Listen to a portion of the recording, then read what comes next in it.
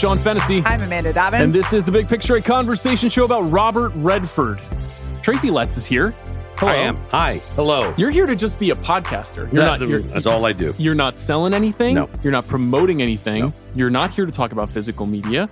You're not here to talk about your life. You're here to talk about a filmmaker, an actor, a Hollywood legend. Why are you here? This is my job. Okay. My job is physical media collector, third chair on The Big Picture,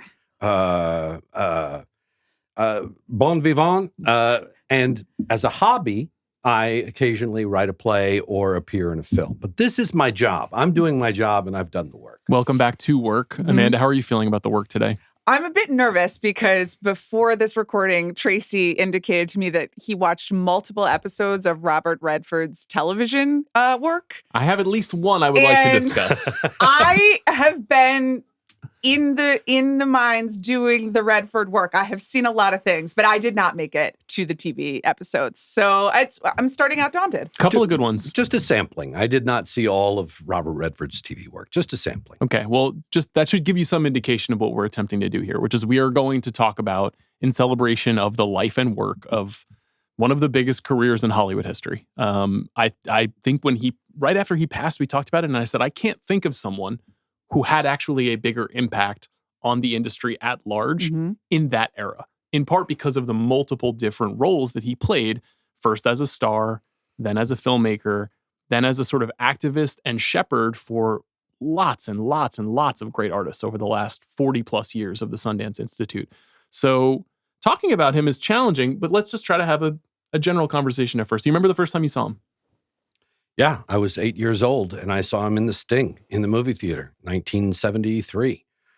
I'm born in 65. Redford became a big star. The breakout was really Butch Cassidy and the Sundance Kid in 69. So when I was growing up, he was a movie star, maybe the biggest movie star, certainly one of the biggest movie stars. And I have a very clear memory of seeing The Sting in a packed movie theater on its initial release, when an audience collectively realized, oh, we've been conned too, right? The great moment in that movie. And it's stuck with me all these years. You know, I should also say in this year, in 2025, Diane Keaton, Gene Hackman, Robert Redford, all these people have died. And they were the movie stars of my youth. Now, Redford may be more of a star as opposed to kind of character actor that Gene Hackman was, or specific kind of movie star Diane Keaton was for a while till she broke out and became even bigger. But they were people that we saw regularly on the big screen. So to us, yes, Redford, when we were coming of age, was sort of like a part of the furniture of Hollywood. He was. Do you remember the first time that you remember seeing him? So yes, the first time I saw him was also in The Sting, though not in 1973, and it's because when I was studying the piano, I learned to play The Entertainer, and so my parents were like, "Hey, we've got a film for you." I do also think that my mother was like, "And it stars Paul Newman and Robert Redford," so it was presented to me in that context, and I was too young for it and thought it was boring, which is what happened with all of the films that my parents showed me. But I hooked into him. And then even in the 90s, he was still playing like handsome, older, golden fox heartthrobs. So I guess he was part of the furniture. But my first memories after The Sting are like Up Close and Personal and The Horse Whisperer and all of these things where he's slightly older, but he's still got it. And the movies know that he still has it and are built around his appeal as an older leading man. Yeah, and he maintained that aura as a big star all the way through the 90s. I mean, every time he had a movie come out, it was cover of Entertainment Weekly and a big deal in the trades, whether it was a big hit ultimately or not. I can't remember for sure, but I have to assume that The Natural is the first time that I saw him as a baseball-addled boy watching it on cable, more than likely, at like 5 or 6. And I gotta say, as a baseball-addled boy, even at the time, I remember thinking, this guy's awfully old to be a ball player. Right. and he was awfully old in that story. Even in the context of that story, he's awfully old. And yet, that's very much a forever movie that is a big part of his legacy. In doing these halls of fame, you might think, oh, The Natural, that's a no-brainer. It's got to go in. This is it's hard to... Really hard. There's like 25 locks for the Hall of Fame. This is gonna be like incredibly difficult. Including basically an entire decade. So that's going to be tricky as well if we want to be, quote, representative as opposed to... The decade in which you first saw him, he's making some of the most fun, entertaining, and in some cases deep movies of the 1970s. There's a run that starts with Butch and Sundance in 1969 and ends with All the President's Men in 76. And in that span of 8 years, he made 13 films. He's the lead in all of those films.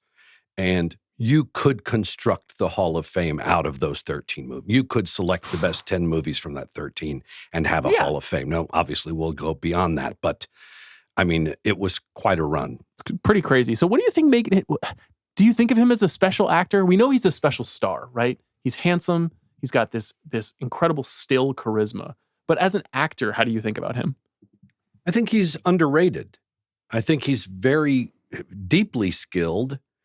I think he was so smart about what he chose to do, right? He just didn't put himself in position to fail very often as an actor. He was always taking on things he could do. There's always a kind of, I guess a reluctance off screen, but also a bit of reluctance on screen. They teach you as an actor, right? You have lots of marvelous things to say. You just choose not to say them. And I think that Redford really exemplified that. He often appears to be the smartest person on screen, and yet he is often silent, thoughtful, taciturn. I think he's a great actor. I think he probably had more range than he showed us, but he wasn't going to step outside of that range where it's not a question just of comfort. It's where he thought that he would be believable to an audience. Interesting. You really have to know yourself to become a star. Yeah. He really must have known himself because in the beginning of his career, he does a lot of stage work and comedy. And then you look at the last 30 plus years of his career, there's very little of that. What do you like about him as an actor? There is a confidence to him that is different from the typical I'm a leading man or I am an actor and I want this attention and I'm comfortable with that. I'm seeking this out. To me, sometimes that is born out of some insecurity and you feel that acting is trying to get people to like you or validate your feel. That there is like a hunger or a vulnerability can motivate a really good actor. And Robert Redford is just very clearly, I'm good. Like I know where I am. I know myself. Mm-hmm. Whatever's going on is locked away in me. And there is that discomfort with being watched, but I also think he's incredibly good at being watched in a way that most people are not. He understands the power that he commands, and a lot of his films use it in smart ways, including with, women just absolutely losing their minds. We'll talk about The Way We Were at some point. I asked you guys both to prepare it, but that is a really incredible movie about Robert Redford and understands his appeal and the way that everyone looks at him in a way that shaped the rest of his career. So, I mean, I also obviously think of him as being just incredibly handsome, but he does and holds on to it for a long time. Yeah. And comfortable in that and like uses it. He has an inordinate number of movies in which his character's name or nickname is in the title of the movie, which I think confers something about him. He is the Sundance Kid. He is the Natural. He is the Candidate. He is Jeremiah Johnson. Like, he is the Horse Whisperer. Like, it kind of recurs over and over again. Yeah. And that is like, some of that is star management from a career perspective, where it's like, not only is my name above the title, but I'm the reason to go. And some of it is also this kind of like, I think, really smart idea of myth making that he's interested in, where like he understands old Hollywood and he understands what he's capable of. Ethan Hawke was here actually earlier today, but it will have aired a few weeks earlier. And he repeated a story, which many people repeated when Redford passed, about this conversation between Mike Nichols and Redford when he was casting The Graduate. And Mike Nichols had wanted Redford for Who's Afraid of Virginia Woolf, and Redford said, I don't want to do it. Had not liked the play. Yes, did not like the play. And then he went back to Nichols because he wanted to do The Graduate. He wanted to play Benjamin Braddock. And Nichols asked him what it felt like to strike out with a girl, when to be told no, when you ask someone out on a date. And his reply was essentially, what do you mean? Yeah. Because he'd never struck out, because he looks like Robert Redford, because he is Robert Redford. Right. And so at probably 14 years old, he had a kind of inborn confidence that allowed him to be somehow like more strategic and maybe more comfortable in himself than I think a lot of the actors that you're describing. Obviously, he didn't get the part of Benjamin in The Graduate, which is great. It worked out for everybody. Yeah. And he and Nichols, they never got together. Well, Barefoot in the Park on stage Right. was That's right. But he is he's very unique, because you would think, for example, Paul Newman, who we talked about earlier this year on the show, would be tremendously confident and was in some ways, but was also deeply insecure as a star. And angry and and, struggled with addiction and had a lot of demons. And Redford, definitely there's a darkness to him. Right. And he definitely has some personal struggles, but like he didn't talk about those sorts of things very much. He clearly put it into the work, but didn't feel comfortable making it metaphorical. Right. As a celebrity, lived in Utah, didn't live in Hollywood. He knew what worked. He had such self-knowledge about what worked for him, how he could help tell the story. Good actors use as much of themselves as they can. You don't reach outside of yourself until you need to, until you have to. There's some great movie stars who have never, the performance is the same throughout. It's not the case with Robert Redford. There is in fact variety. And really cramming for this podcast over the last few weeks, really the performance he gives in Our Souls at Night is actually a very different performance than his Dan Rather in Truth. This is at the end of his career, and you could certainly forgive him for just kind of mailing it in, or I'm just going to give you Robert Redford here, but he doesn't. I mean, there is a distinction between those characters. So that self-awareness is not only one of the things that makes him such a compelling actor, but also the way he constructed such an amazing career. You wouldn't know this because you haven't seen the film, but the same is true of his work in Avengers Endgame. He really is giving a different kind of performance in that movie. So I crammed really hard for this, and I came up about 6 movies short. It's the exact same number I came up short. That's I very came funny. up about 6 movies short, and I'm afraid that the Avengers movies were... I can speak to that. Don't worry. Okay. That's the thing. I also knew, it's like, I don't need to talk about it. These guys watch this movie every night. They know all about it. It's Amanda's favorite movie of the century, actually, which will be revealed revealed later on this podcast. I remember everything that happened in it as well. So. Redford lived to 89, and he worked all the way through his life and worked quite a bit in the last 10 years of his life. I was really surprised at that. Yeah, he seemed to get reinvigorated for acting and also maybe needed some money. It's possible that both things are true, but it's interesting because he has this remarkable run in the 70s. And then in the 80s, he makes 4 movies. And then in the 90s, he makes 5 movies. Now, he's directing films at that time, but he really slows down on the star trajectory and seems more comfortable doing something once every 2 or 3 years. But in the 2000s, he's really reinvigorated. So I say that to say, we have a lot of films to go through. Is there anything in particular that you want to cite about his life and career before we get into that conversation? Well, look, I don't know how much we're going to talk about things, some of the other aspects of his life and career, but the truth is we're having this star conversation. All right, as an exercise, I say to you, make the list of the biggest movie stars of all time from 1 to 100. And each, obviously, it's a very subjective list. Everybody, because there are too many variables in a list like that. You don't know if what somebody else finds sexy, where the sex appeal is. Where do you put somebody like Marcello Mastroianni, right? Who's a great movie star in some of the greatest movies ever made, but his movies never made any money in the United States. I mean, so there are all sorts of factors that you're balancing. But I promise you that Robert Redford is coming in on anybody's list in the top 20, certainly in the top 20, maybe in Probably the top in the 10, top 10, yeah. maybe on Mount Rushmore, right? He's there. He's there in that discussion. And we can have that discussion and leave out Sundance, Yeah.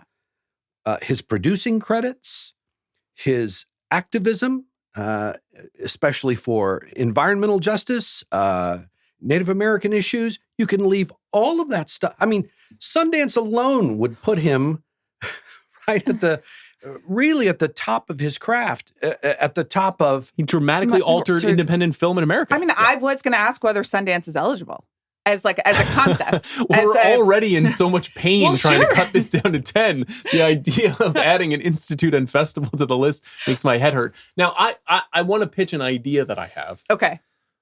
Now, I'm going to claim the credit and the title of this idea, but maybe it can be something that we share. But I wanted to do Sean's Corner, Sean's Alley, and that there are titles that go into this space that I know are not going to make it into the Hall of Fame. Right. But I want to open a little wing in the janitor's closet that's like, these movies are over here. And if you want them to be a part of the experience, you just need to use the right key and go in through that door. And that's where you can find... Sundance in Sean's Alley? No. I'm not putting Sundance there. Now, Sundance gets its own museum. That's the thing about Sundance. It is, and the activism as well. And he's fascinating in that way too, because he is sort of George Clooney before George Clooney, where people in the 80s were like, you should run for president. Right. And he was repulsed by that idea, but he represented something, I think, ideologically and emotionally about the country that he was purposefully trying to communicate an idea of decency in the world, in his characters, and in the work that he did when he spoke publicly.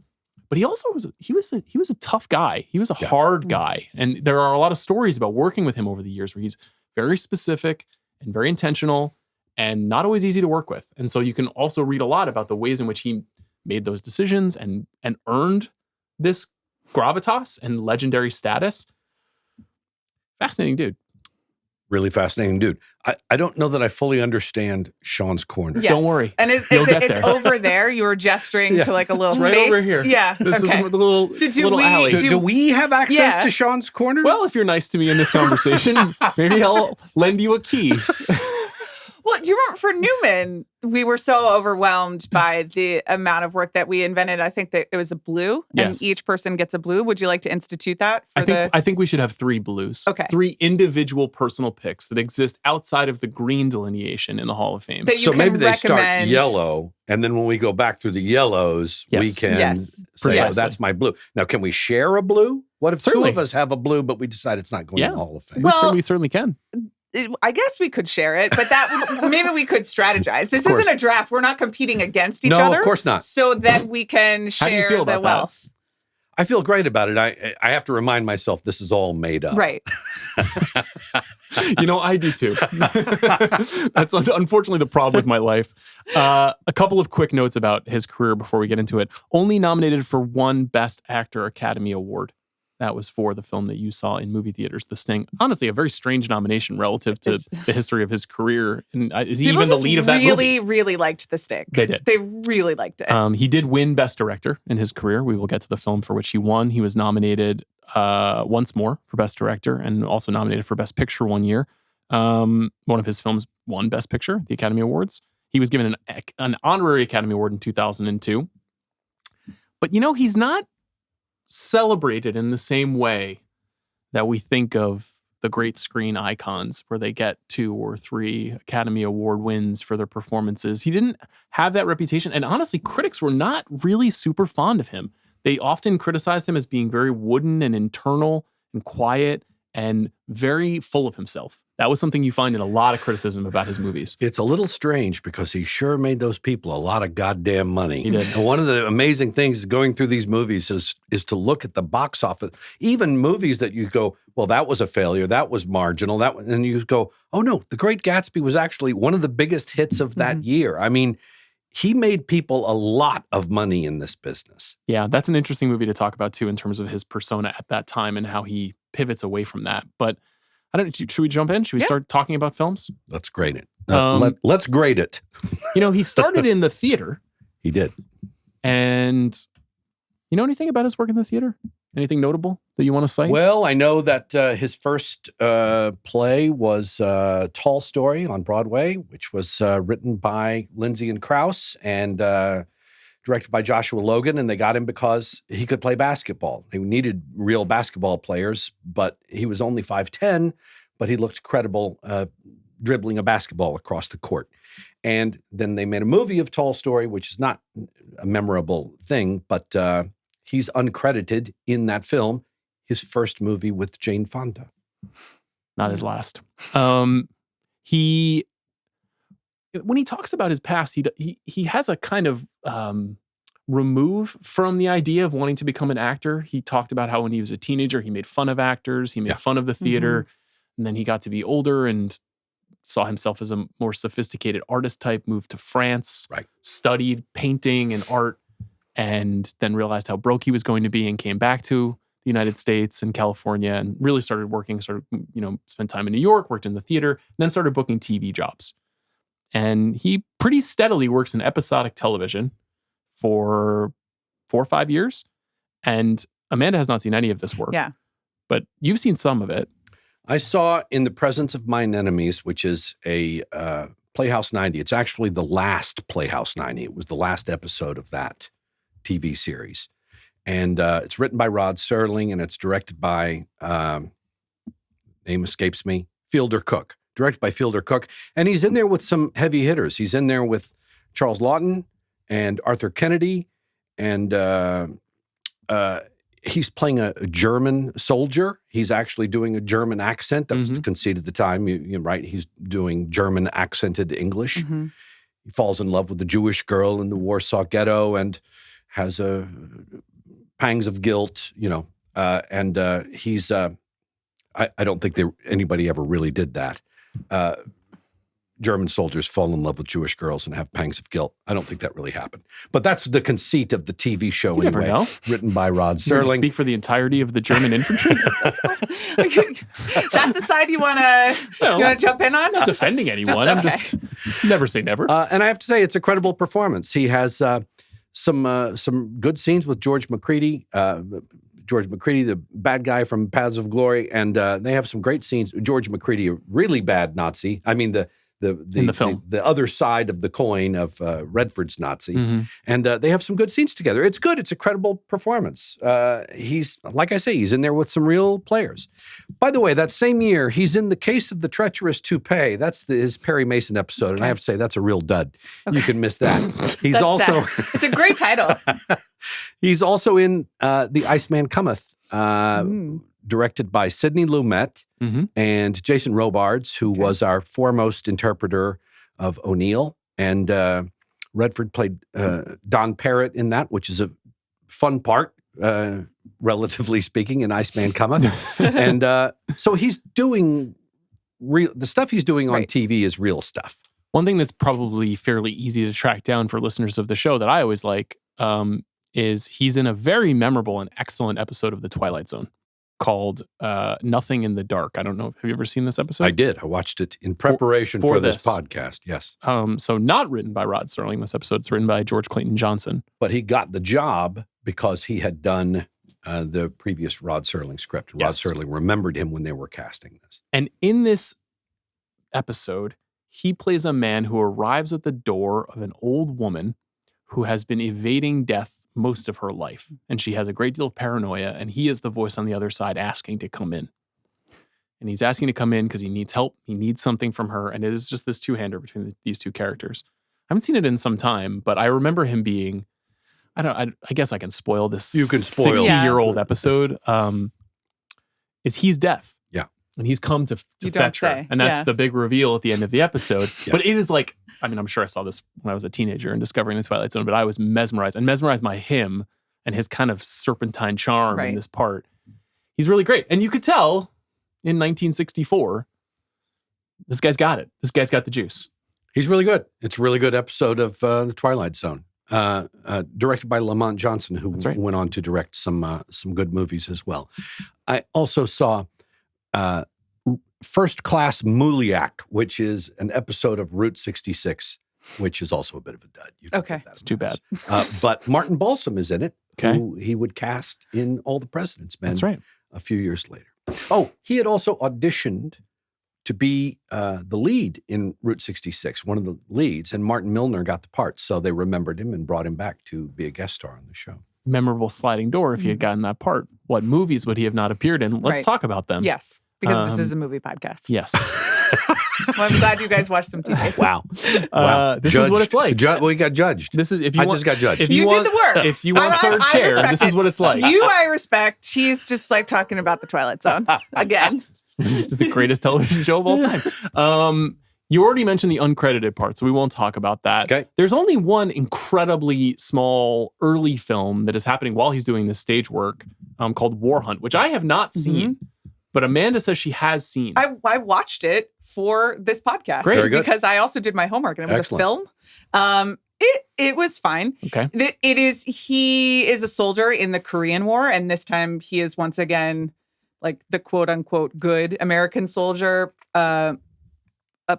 kind of pitted against the psychotic, literally American soldier who goes out at night just like killing people. Is that John Saxon? Yes. Yeah. And a great John Saxon. Sidney Pollack is also in this film as an actor, which is where they met. Redford, he's fine. Mhm. He's good. It's sort of surprising that this is a 1962 film and it is more anti-war than I associate with Hollywood, movies at that time. So I give it credit for that. It's not like hugely nuanced, but that's okay. And Redford is a side part. So that's Red. Yeah. Any War Hunt thoughts? No. Okay. 1965, Inside Daisy Clover. I'm going to back up a little bit to Barefoot in the Park, which he does on stage in 1963. Great. So he's got a film, just dipping his toe in a film career. He's working in TV, and he gets a chance to do Barefoot in the Park by Neil Simon, directed by Mike Nichols, a very slight piece. I know this because I did Barefoot in the Park for 4 months, touring Norway and Sweden high schools when I was 20 years old. Okay. So What time of year? What? What time of year? Was I touring? In Norway and Sweden, yes. It was the fall and winter. And Okay. you played See, Paul. Yeah. I did. Wow. Yeah. At 20 years old. I did. Yeah. Is Paul a In lawyer? the He's a lawyer. Scandinavian winter. I think so. He's a lawyer. It's been a long time. 40 years, in fact, Okay. since I did it. But he does it with Elizabeth Ashley in the original production. Now, Mark Harris wrote a book about Mike Nichols, and he interviewed Robert Redford for his book. And then after Mr. Redford passed, Mark Harris wrote some stuff he didn't put in the book, and he put it on his social media account. May I do a little short Please. reading? Please do. So this is Robert Redford talking to Mark Harris. We tried out in New Haven. Now, I was not sure about my own self at that time. So when I was called out to do the play, part of me was resisting everything. My thought was, I'm going to show everyone why I shouldn't be in this play. When we opened in New Haven, I basically just laid down. I said, okay, I'm going to be so bad, they're going to get rid of me. So I got terrible reviews. Elizabeth Ashley did well. They all loved her and she was great. But my perversity had everyone down on me. I thought, well, this is good. Now they'll replace me. Mike took me to lunch and said, look, I think I know what you're doing and it's not going to work. No matter how bad you try to behave, I'm not going to replace you. So I said, well, I'm now going to get worse. I decided I'm not going to let him win this one. I'm going to show him. I'm going to be so bad, he's got to replace me. So then we went to Washington, and the reviews were even worse. He took me to lunch, and he said, pretty funny, you might as well give it up because it's not going to work. So the next night, I guess it was, I don't know what town it was, I laid down again, and he then told me something really interesting. He said, look, why don't you look at it this way? I think you're somebody that probably has some secrets that you keep hidden. And I wasn't aware of that. He said, why don't you search yourself? Search for the things you hide. What if you use that for the character, the idea that you carry secrets around? I said, oh, okay. So that night when I went on, I didn't say my lines. I just whistled. The audience didn't know what the fuck was going on. What in the hell was going on? And I just whistled and whistled and whistled to a point where I suddenly felt so comfortable that I was doing what I wanted to do. In such a weird way, I suddenly came alive. From that point on, I came up to par. I just thought that was an interesting story, given what we're talking about, his withholding nature. I think it also speaks very much to Mike Nichols' superpowers and why he was such a gifted director, which was not because of he knew where to put the camera or, how to light a scene, but because he could do that. There was a psychological power. Robert Redford definitely had some secrets, and he's kind of like exploring those secrets in all of his films. Inside Daisy Clover, not the most secretive movie I've ever seen. No. A movie that announces itself in many ways loudly and without... Did you watch Inside Daisy Clover? I sure did. Yeah. What'd you think? I have to be honest. Robert Redford looks handsome in a tux. Whatever. He seems somewhat miscast, and that's fine. Mm-hmm. And then I just spent my whole time being like, so what was up with Natalie Wood? Just what was going on there? Well, she's just very miscast. Beautiful. Well, sure, yeah, and very beautiful. But I just more meant like Natalie Wood was one of the great movie stars of the early '60s, and I never understood it. She and Robert Redford went to the same high school together, and she had been kind of key in encouraging him and his acting career. Van Nuys, right? I think they were at Van Nuys High School. Yes. And they have more than one appearance in movies together. Yeah. There's some very amusing stuff about how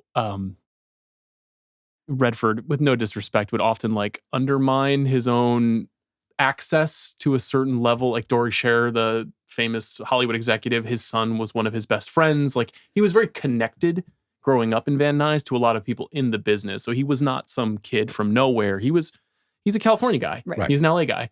And his relationship with Natalie Wood, his friendship with Natalie Wood helps him a lot. This is not the last time they worked together. This movie is a pretty big bungle, in my opinion. It's meant to be this kind of Judy Garland-esque story about a young girl, a tomboy, who gets plucked out of obscurity to become a big Hollywood star by a Hollywood mogul played by Christopher Plummer 1 year after The Sound of Music. And Redford plays essentially like the match that is made for her to become, engaged and become a star. In the movie, the character is supposed to be gay, but Redford resisted that in the production of the film. And so you get this mishmash of like, it's unclear what the nature of their relationship is even supposed to be. Anyway, interesting movie. Robert Mulligan directed it. I think it's the first movie he made after To Kill a Mockingbird. I think it is. And produced by Alan Pakula. Right. Who we'll come back to. Right. Who's very important. But you can see them forging at least. And this is when Pakula was working mostly as a producer, mostly for Mulligan, I think, in the 60s. Definitely not going in. No. I don't think Mr. Redford is bad in this film. I think he's it's the part that Kevin Kline would play 20 years later. Yeah. Right. The florid flights of fancy. And, as somebody said about Kevin Kline, it's like magic school is always part of the backstory. Yeah. So I don't think that Mr. Redford's bad in it, but no, the movie doesn't work. And the decision not to worry about the period, even though the movie is very clearly set in the 1930s, and yet nothing about it looks like the 30s, sounds like the 30s. The movie clips, the song she sings, none of it seems like the 1930s. It's a weird Very movie. odd choice. Yeah. I was baffled Okay. throughout. I have not seen this next film.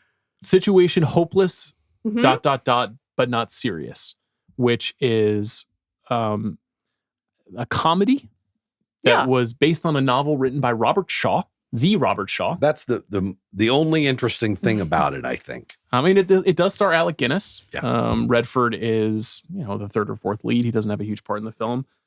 It's not good. Didn't watch it. Oh, I watched it. Alec Guinness was funny. Okay. But it's it's the Alec Guinness show. And they're kind of the unwitting like rubes who are the subject of his plotting. And I guess it's not that everyone's fine. No one's in danger, really. So. And was this film made some years earlier and then it was shelved and then released later, right? That's the story? I think so. Okay. Yeah. Well, that's definitely not going in. No.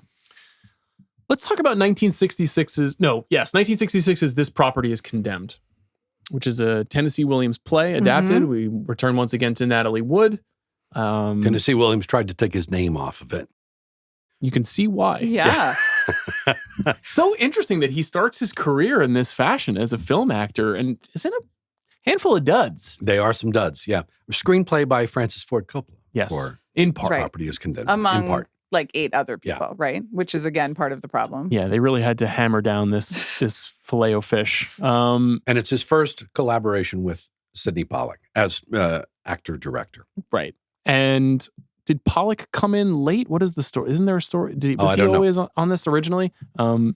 This is also a strange movie about a woman working as a lady of the night, and a representative from the railroads comes along. Sure, yeah. And he's got some big ideas, and she's got some big ideas, and then her mom also has some big ideas. Yes, well, it is Tennessee Williams after all. There is some existentialism in this story. I didn't watch it. Did you guys watch it? I did. And again, this was I think I watched it in the same jag where I watched the other Natalie Wood film. I was just kind of like, I don't really understand, like, what are we doing? I did want to ask you about this. There is this stretch of Tennessee Williams adaptations from like roughly the mid 50s through late 60s. Right.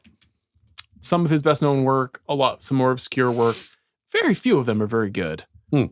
Why do you think that? Obviously, Streetcar, right? But like, why do you think that it was so hard to translate Williams to the screen? Well, first of all, the poetry and the adult nature of the plays. They were often cut up versions of themselves, right? They didn't, that's not what actually happens in Streetcar Named Desire. And Tennessee took the check. He always took the check. They would cut him a check and he would take the check. And he didn't give a damn about the movies. That's ultimately what happened. He didn't care if they made bad movies based on his plays. The plays were more important. But Williams himself was an important national figure. I mean, people understood that Tennessee Williams and Arthur Miller were tops. And Williams was a very present cultural commentator, and the adult nature of those plays could be kind of scandalous, but the movies always left the interesting stuff out. So yeah, it's a lot of I've not to name drop, I actually had a conversation with Warren Beatty about this very thing when I was working with Annette Bening, and we were doing an Arthur Miller play, and we talked about this. And Warren, who had appeared in one of these Williams adaptations, talked about his frustration that Tennessee just took the check and walked away and didn't exercise any kind of creative control over the thing. In other words, this property is condemned had to be so bad that Williams was actually moved to say, I'm taking my fucking name off of this. It's so bad. Yeah. It's so funny, though, because it is a sort of rite of passage for all of those screen stars of that time. You mentioned Beatty. Paul Newman made a couple of these movies. Yeah. Redford obviously made them. Brando kind of sets the template in many ways. And most of them just do not work at all. It's an interesting little footnote. Yeah. Would not recommend this movie. Okay, 1966, The Chase. I know that you're interested in this film because you wrote about it on Letterboxd. I did. Wow, you look at you reading my Letterboxd reviews. Well, I love your work. I like The Chase. I had not seen it before, and I find it pretty compelling. I mean, it doesn't work top to bottom, I don't think. I think there are issues with the thing, but I think that the Horton-Foote source material, what the movie concerns itself with, the idea of racism and fascism in this small community, the community representative of the larger community, right? And that Marlon Brando plays, he's John Proctor. He's the good guy at the center of this community who is going to fight these forces, fight the community for rule of law, for what he knows to be right. And obviously, it's such a murderer's row of actors in this thing. Marlon Brando, Jane Fonda, E.G. Marshall, Angie Dickinson, Janice Rule, the great underrated Richard Bradford, Robert Duvall. I mean, did you watch this? I did. So with respect, I found it very dull. Me too. Well, when Jane Fonda is on screen, I'm very excited. I liked Janice Rule as well. She's very vivacious. And Brando? He's kind of... I actually thought he was a little miscast. Yeah. Oh, man, I thought Brando was... I just think he's so worlds beyond the other people just in terms of acting style. He's just at the forefront of what he's doing as an actor. I think when I think of him as an actor, I think of him as someone reckoning with moral gray. And he's so direct and forthright and like clean in this, at least his character is in this movie, that he seemed a little oddly out of place in this thing. But I will say, Redford, is very interesting in this movie. He's really kind of flashing like action star chops in a way, because he's an escaped convict, Right. and he's on the run. And the film is kind of taking place in this bifurcated way where we're seeing this community reacting to this escaped convict. There's all this talk about Bubber this and Bubber that. And then when we see him, he's just trying to survive. And he's leaping across trains and running through open fields. And you can kind of see the guy who would become one of the more virile, physical, sportsmen of Hollywood. Right. And he's pretty good in this. The scene where he finally makes it and he and Fonda meet up, like they're in a junkyard or something, and it's communicated what she's been doing while he's gone. She's really good in that. Yeah. And like kind of takes you can see the emotion, but he also like takes the revelation on its face, and they clearly have something. Fonda and Redford. There's a problem at the center of it, which is, why is he trying to get back there when as soon as he gets back there, he says, I've got to get out of here. Yeah, no, I mean, it's a great point. It's Not a strange sure choice. what that's all about. James Fox is in this movie, and he's interviewed on the special features on the indicator disc, which is an excellent rendition of this movie. Do you have that one, Amanda? Yeah, I do. Okay. And I got you a second for Christmas. Thanks. So. There you James have it, no Fox, in his interview, talks about when they were gathering to do this movie. First of all, they're all in awe of Brando. They're all just bowing down to Brando. But beyond that, he mentions, we were told that Robert Redford was the next big thing. Oh, we interesting. were told, we knew about him when he showed up, that he was going to be a big deal. Well, this is really the last thing that he does that is kind of modestly received. Everything after this becomes sort of a big deal in various ways. But this is also notable because it's the last movie Arthur Penn makes before he makes Bonnie and Clyde. And that is also a movie that basically changes the future of Hollywood. Yeah. And Redford is operating right alongside that shift. So the next film he makes is Barefoot in the Park, an adaptation directed by Gene Saks, starring Jane Fonda again. They work together again. I'm just not a big fan of this material. I don't think it's the best Neil Simon. It's so light. It just floats away. Yeah. It's about a couple that lives on a sixth floor walk up. I've lived on a sixth floor walk up. It's not pleasant. I'm not sure if that's the premise of a film. Right. But I could, newlyweds trying to make their way in the world. I think it's charming. They have great I don't charm. think it needs to go on the list, but It's it not- is no, it's not. very charming. No, the chase is not going in. Barefoot in the Park. I don't think you're not going to make a case. Not at all. Okay. It's the third time now that Robert Redford and Jane Fonda have worked together. Yes, but not Elizabeth the last. Ashley replaced by Jane Fonda for the film. Elizabeth Ashley had a film career. I think Elizabeth Ashley has written about, she felt that she was badly behaved during the show, and maybe that had something to do with her not getting the film. She did. They did not necessarily click. Right. So that there's a 2-year gap, and then we get Butch Cassidy and the Sundance Kid in 1969. Which is one of the greatest movies ever made. That is agreed. This is an automatic green. I'm not sure what level of conversation anyone would like to have about it. I frequently, just if I'm feeling low, just pull up the 2-minute clip of them arguing on the cliff before deciding to jump. It is one of my favorite movie moments ever. It's so good. And it is largely because of Redford. And I just want to say about this that I don't know that he ever specifically did a part like this ever again. That this very fine-grained combination of overconfidence and humor, he didn't really lean on that note too often, but he's really, really good at it.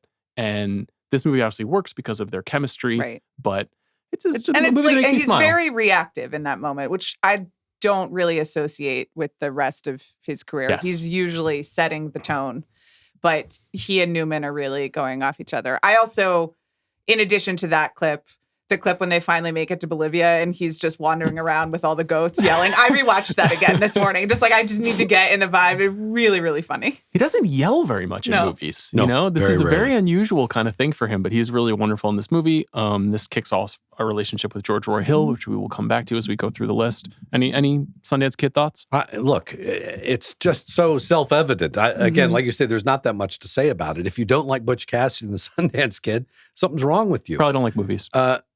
It is very much of its time. in the it has a kind of 1969 pop sensibility about it, right? Suddenly there's a Burt Bacharach song playing in the middle of it, and even Mr. Redford, writing about the movie or speaking about the movie, said, "I thought it was a mistake. Yes. I thought this is all wrong for this movie." When you watch the movie now, it does feel out of place, that Right. particular segment of the movie. But it's one of those things where sometimes an accepted piece of art, even in all of the attending cliches, still transcends. You know, you can still look at the Mona Lisa and admire it, even though you've seen it reproduced on paper plates. Yeah. There's still something kind of profound about it beyond its commercialization. I think this is one of those movies. Well, it also, Butch Cassidy and the Sundance Kid coming when it does, right? The Western has been such an important part of movie history to this point, but it's being recontextualized a little bit, right? Through the spaghetti Westerns that have come out in the 60s. Peck and Paw is right there in the middle of this. And there is kind of a shift in the consuming popular culture from the rural to the urban taking place around this time, right? All the rural shows, all the Westerns get canceled. All the rural comedies, Green Acres, Beverly Hillbillies, all that stuff.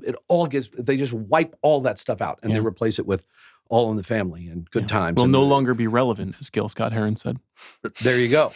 So now there was still an appetite for rural material going throughout the 70s, and Redford was somebody who was able to dip in and out of, to go from urban to rural. And also, I think Manohla Dargis made this point in her appraisal of Redford in the New York Times. He's so comfortable with a male co-star and with the female co-star. That's not the case with a lot of movie stars. Some of them we think of primarily as, right? You don't think of a lot of the male stars that Richard Gere gets placed with, right? He's mostly opposite females in the movies he makes. And then you could think of a host of actors who are more comfortable with male co-stars. Redford was able to shift back and forth very easily. Are you more comfortable with male or female co-stars? Is there another woman that we could have here? Can anyone find one? I don't see any here in the building today, unfortunately. 1969, Tell Them Willie Boy Is Here, which is a movie I had not seen until yesterday. Okay. How did you track it down? I own it. You, congratulations. So you could have called me up and could have called up the lending library. I Googled it. It was not available on streaming, and then I said, okay, I'm gonna leave it to the High Council. I assume you've seen this film. I also own it, and I also watched it for this podcast. Shot before Butch Cassidy and the Sundance Kid. Released in the same year, and interestingly, he's essentially playing the Brando part in The Chase, right? Where he is the moral sheriff searching for the escaped man who's played by Robert Blake in this film as a Native American. Yeah, some really grotesque brown face. Pretty in this weird. Movie. Yeah. But the film is directed cool by... that you guys both own this. Well, we're completists. Abraham Polanski, who was blacklisted, only directed 2 films in his career. This is the first film he made after 25 years. Right. And I thought it was a pretty interesting movie. I did too. I think it's a little bit rickety in the staging, but Agreed. The performances are pretty good. I think Redford carries the movie pretty well. I agree. And I like Robert Catherine Ross as well. Egregious brown face. Egregious. Yeah. And Robert Blake was always a compelling actor until, he murdered people or whatever the hell he was. He was. He has a great screen presence, and he's the titular Willie boy in this movie.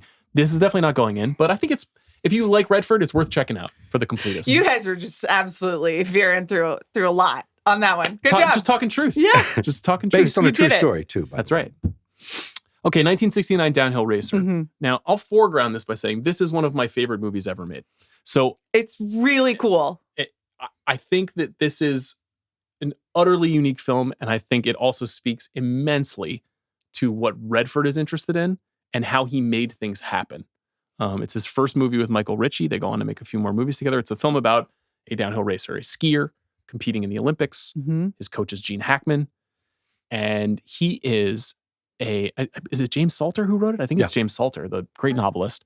And it's about drive and ambition and turning off yourself to the world in an effort to achieve what you want. Right. Now, you might say, how sad, Sean, that this is so interesting to you, but it is very interesting to me because it's one of the only good movies, in my opinion, about how athletes actually are.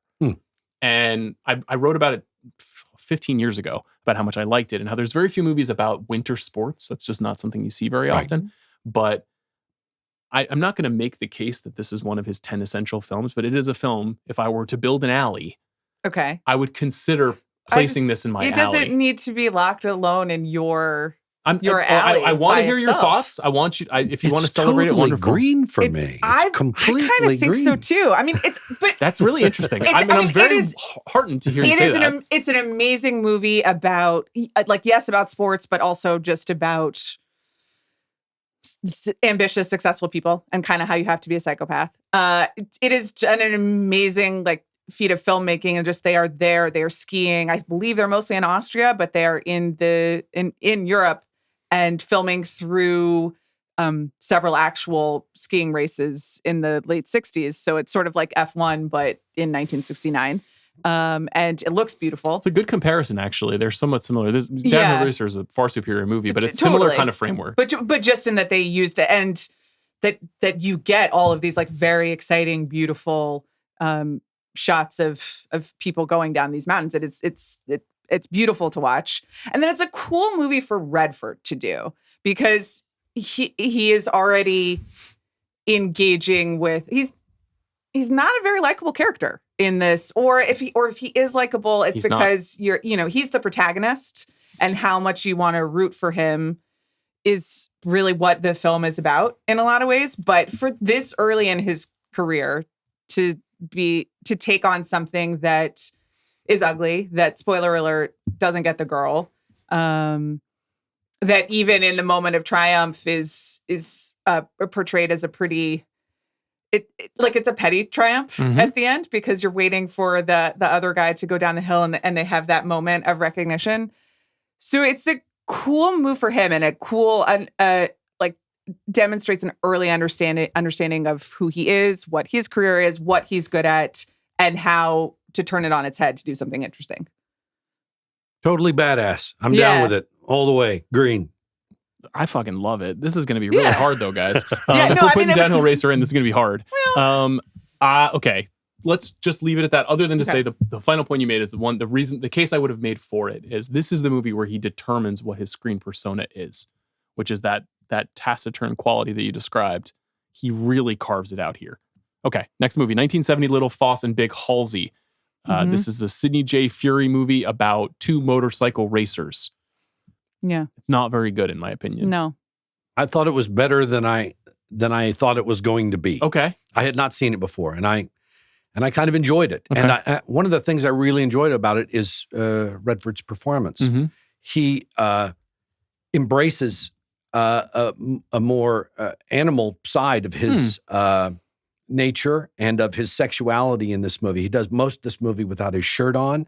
He's a son of a bitch in the HUD tradition. And I think it's one of the loosest Redford performances. He's very, he doesn't really exhibit a lot of that clenched quality that we see in a lot of other movies. He seems very loose. He seems very free. He seems like he's improving. He seems like he's enjoying playing the son of a bitch. He said himself it was the best script he had ever read. Charles Eastman. It was one of the few scripts at the time published in paperback form.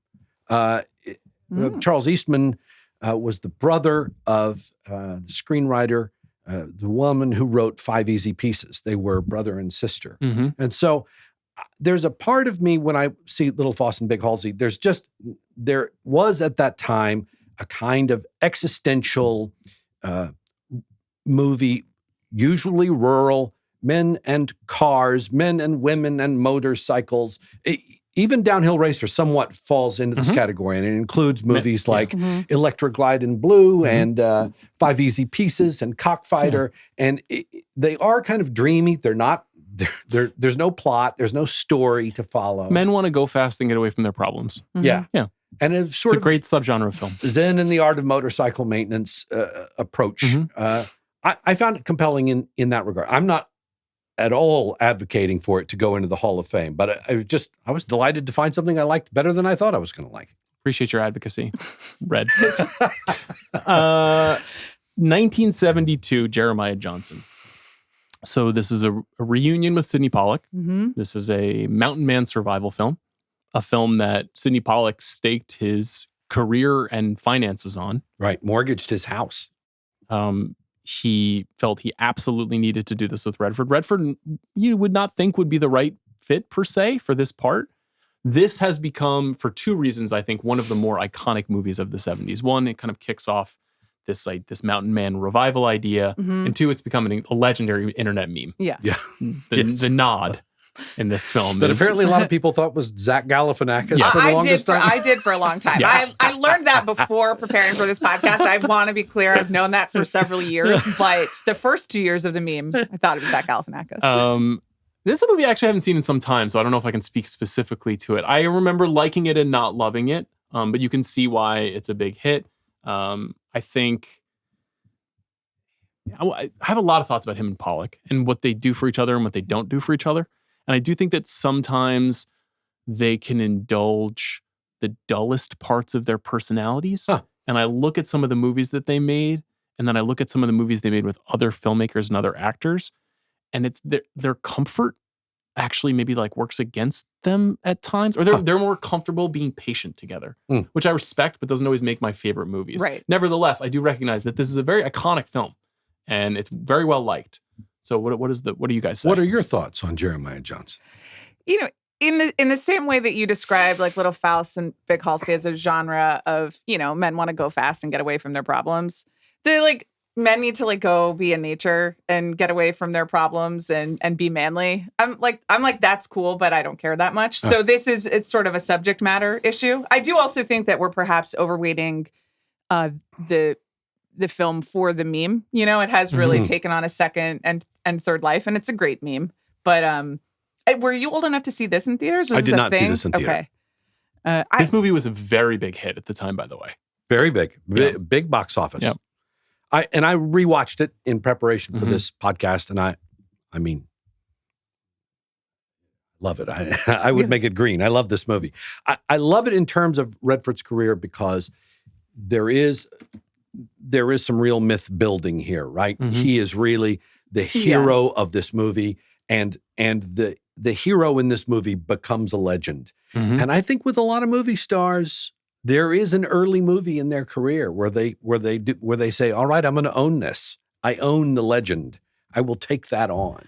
And I think that's very present in Jeremiah Johnson. We can't make both Downhill Racer and Jeremiah Johnson green. This is what I was getting at. I know. Well, You guys jumped to green on Downhill Racer. Well, we can always undo it. We got 9 more 70s movies to talk about. Well, we can make Jeremiah Johnson. I think that yellow. Downhill Okay. Racer should It be can be green yellow. and Jeremiah Johnson should be yellow. Okay, we'll do I'm that. fine with We'll that. start with that. That was the first of 3 films that he makes in 1972. The Right. next film that he makes is The Candidate. Yeah. So this also happens to be one of my favorite films of all time. It's a great movie. So this is a film in which he plays an aspiring politician who is plunged quickly into a race, and we see what feels like real time him going from a very unlikely figure in this political election to someone who could very well win. And what does that mean? And what are the specific steps that need to happen for him to win? And then what are the ramifications of the decisions that he and his team are making? This is his reunion with Michael Ritchie. Peter Boyle plays campaign manager figure. Very funny, very insightful, very prescient film.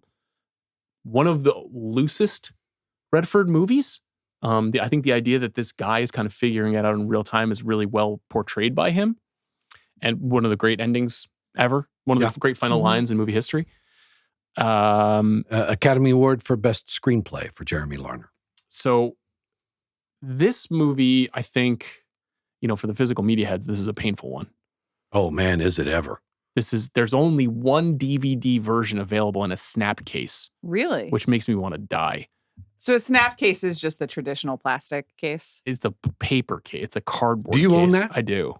See, I bought it on whatever the fuck, Amazon or whatever, like to rewatch it for this. And it was so depressing. It's so annoying. Anyway, Like it's a beautiful envelope? movie. No, it's like I'll show, it's not important for this conversation. It's just some ugly. It's uglier plastic than normal. Okay, it's one of the grails where it's like film fans would like to have this movie look more beautiful than it is, and it's just a very insightful and entertaining movie that I think holds up pretty darn well 50 years later. And I don't know if maybe in part because of that physical media thing, it doesn't have quite the reputation. It still has kind of hidden gem reputation, but I think it's one of his best performances and a darn good movie. I think Yellow is fair. Okay. What are your thoughts? Yellow, sure. I lean more toward green in these early movies, but I understand we've got a long way to go. Like The Candidate is a Sean movie, and I saw it because it's one of your favorite movies. This is frequently in my top 4 on Letterboxd. This movie. And I know it is that, and so I also, to your point about myth making, or at least I always associate it as a core part of Redford figuring out his stardom and negotiating with his stardom, which, to me is interesting. I like the metatext. So I kind of assumed it would be green, but we can yellow it for now. The other thing that I like about it very quickly is that it's a confirmation of his relationship to politics, which is that he is so ambivalent, if not utterly frustrated by bureaucracy and the necessity, like the impossibility of change inside of systems, that he's like, the only way you can do it is do it yourself. The only way you can do it is get in front of a microphone if you're powerful and say what you think, or start something yourself and pay for it with your own money. And don't try to do this, because this is a broken down bad idea. Oh, that's true. He was also a good Democrat, though. Let's not he was sugarcoat that. He was a good Democrat. He supported Bill Brantley in a presidential election. Right. Can I ask just one follow-up?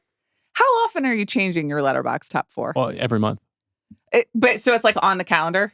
No. It's like, okay, but you said that with confidence, I have a voice inside of me. That you have an alert. What like time? Mr. Redford, I'm a man of great ambition. And what How I do every day. How often are you changing your Letterboxd for? Not changing it. Okay. Done in collaboration with Carrie. We have our Letterboxd account together. Oh, that's nice. So done in collaboration with her. Okay. We don't mess with it. Okay. We will at some point. I'll probably change it. No, it's fine. I just he tossed that off like there was just some sort of schedule, and I suspect that there is, but he'll never admit it. Simply not true. There are no reminders. I'm just acting on instinct at all times. The Candidate is Yellow, 1972, The Hot Rock, Peter Yates heist comedy starring Redford and George Segal in a quartet of bank robbers or would-be bank robbers. I think bank robbers. Bank robbers. Jewel thieves. Jewel thieves. Thank you. Jewel thieves. I mean, not to be that guy, but no, you're right. Jewel thieves. I'm going off the dome from here on out. Wow. Yeah. Highly entertaining film. This is one of those, we don't have room for it, but a classic. Yeah. Really, really good. And I do also feel when Redford died, a lot of people, we talked about all the great ones, and then they're like, but you ever seen The Hot Rock? Because that's a real one. It is. Yeah. This is going right down Sean's alley. Yeah. This movie. I told you I saw this at the New Bev on the big screen maybe 10 years ago, and I had that same reaction where I was like, this is one of the best movies of the 70s. It's incredibly fun. It's light on its feet. Redford's very good. You don't like it. I love it. Okay. You're shaking your head like you're going to reject I it. totally love it. In fact, I broke down and bought that goddamn Twilight Time blue on I bought it on eBay. I don't want to tell you how much I paid for it. It's an embarrassing amount of money. I told Tracy that after I saw it at the New Bev years ago, I bought it right away when Twilight Time, this company still existed. And now this is a very hard movie to find on physical. I tracked down a new copy on eBay. Kudos. New, still in the plastic on eBay, and rewatched it just a couple of days ago, and it's fantastic. It's a lot of fun. Really funny Ron Liebman in this movie. Really funny. The walk that Redford does at the end of this movie after he leaves, and he's spoiler alert, after he's got the gem in his pocket, the walk, the physicalization of joy and satisfaction is a marvel. It's to be studied. I mean, it's really something else. You cannot watch it and not just have a shit-eating grin on your face the whole time you're watching him do that. This episode is brought to you by Amazon Prime. Like an action blockbuster, the holidays move quick. But with Prime, fast, free delivery means those last-minute gifts arrive right when you need them. Last year, while watching Singin' in the Rain with my son, I realized a pair of tap shoes would be a perfect Christmas gift, and I had them under the tree for him on Christmas Day. Prime's fast shipping is always there for you during the holidays, especially when it's last minute and just can't wait. Last minute holiday magic? It's on Prime. Head to Amazon.com/Prime to shop now. We haven't even gotten to like most of the all-time classics. No, here. I know. This is going to be a problem. Okay, so it has Hot Rod can be yellow. Hot Rock can be yellow. That's fine. It's probably not going to go in. 1973, The Sting. Yeah, This film won Best Picture. right. But so did other things that he was involved in. He was so. also nominated for Best Actor for this film. It is his biggest box office success of all time. It's totally green. It has to Okay. go in. I'm a big fan of this movie, but I do not think it is like a 5-star masterpiece. Our producer Jack just saw it for the first time. Yeah. And he was like, I've been waiting my whole life to see this movie. Mhm. In part because it has that wonderful reveal that you were talking about when you saw it as an 8-year-old.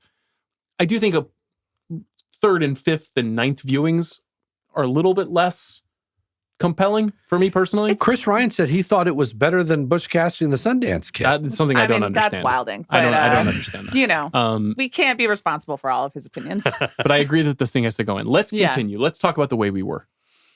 Okay, I just want to point out 1972, Jeremiah Johnson, The Candidate, The Hot Rock. 1973, The Way We Were, and The Sting. Yeah.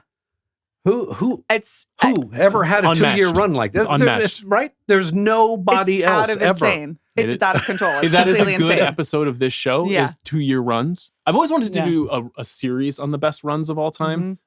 But that period of 5 movies in 24 months and the quality of those movies and the success of those movies is stunning. So The Way We Were, Yeah. go ahead. I'll lay out. I mean, he is Hubble Gardner to me, and I think to many people. I think I first saw The Way We Were because there was an homage to it in a episode of Sex and the City, and they and Mr. Big and Carrie are outside the plaza as they are, and she says, "Your girl is lovely, Hubble," and I was like, "Well, what's that about?" But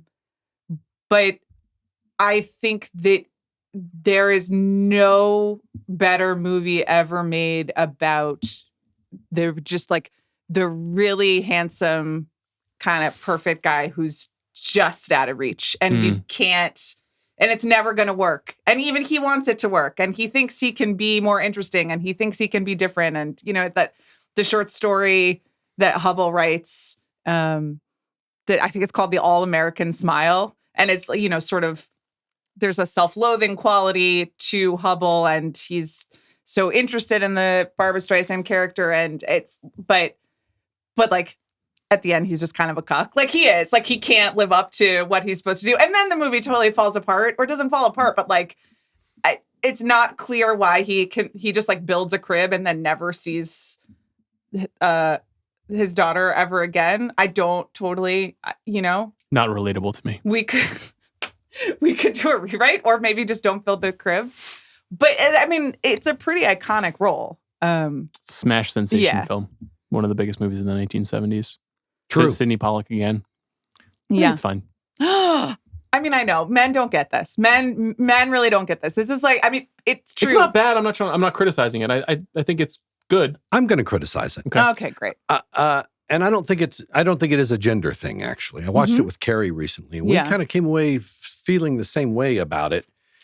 I had seen much of it or all of it on TV before, but we sat down and watched the 4K, which I own. And we watched it, and we kind of came away with the same response, which was, first of all, he gets Robert Redford, Pollack puts Robert Redford and Barbra Streisand in close-up. How much of that movie is a close-up of one of the two of them or a 2-shot of the two of them? It's just like, you want the biggest movie stars in the world? Here they fucking are. And I'm going to give them to you.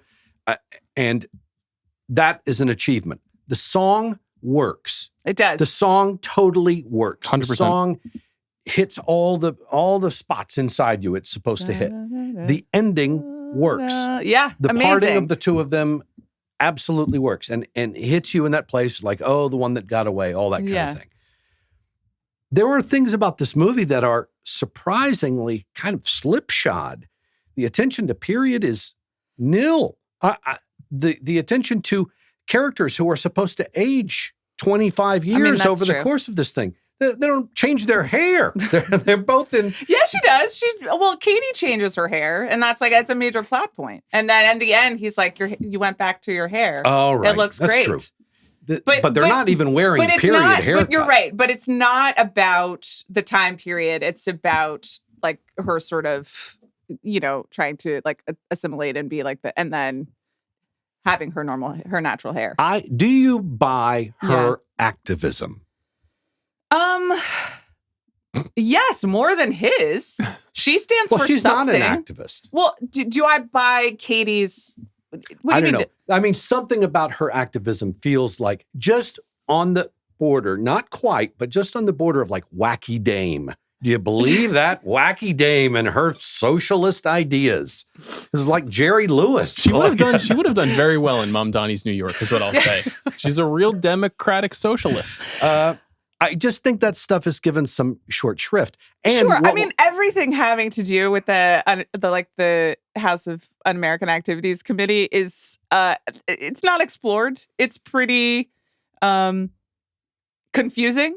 I mean, I know what's going on because I understand history, but if you didn't know anything about the movie and sat down and watched it, we're like, okay, so who's in trouble and why and what is he doing or not doing? There's a recent Streisand cut.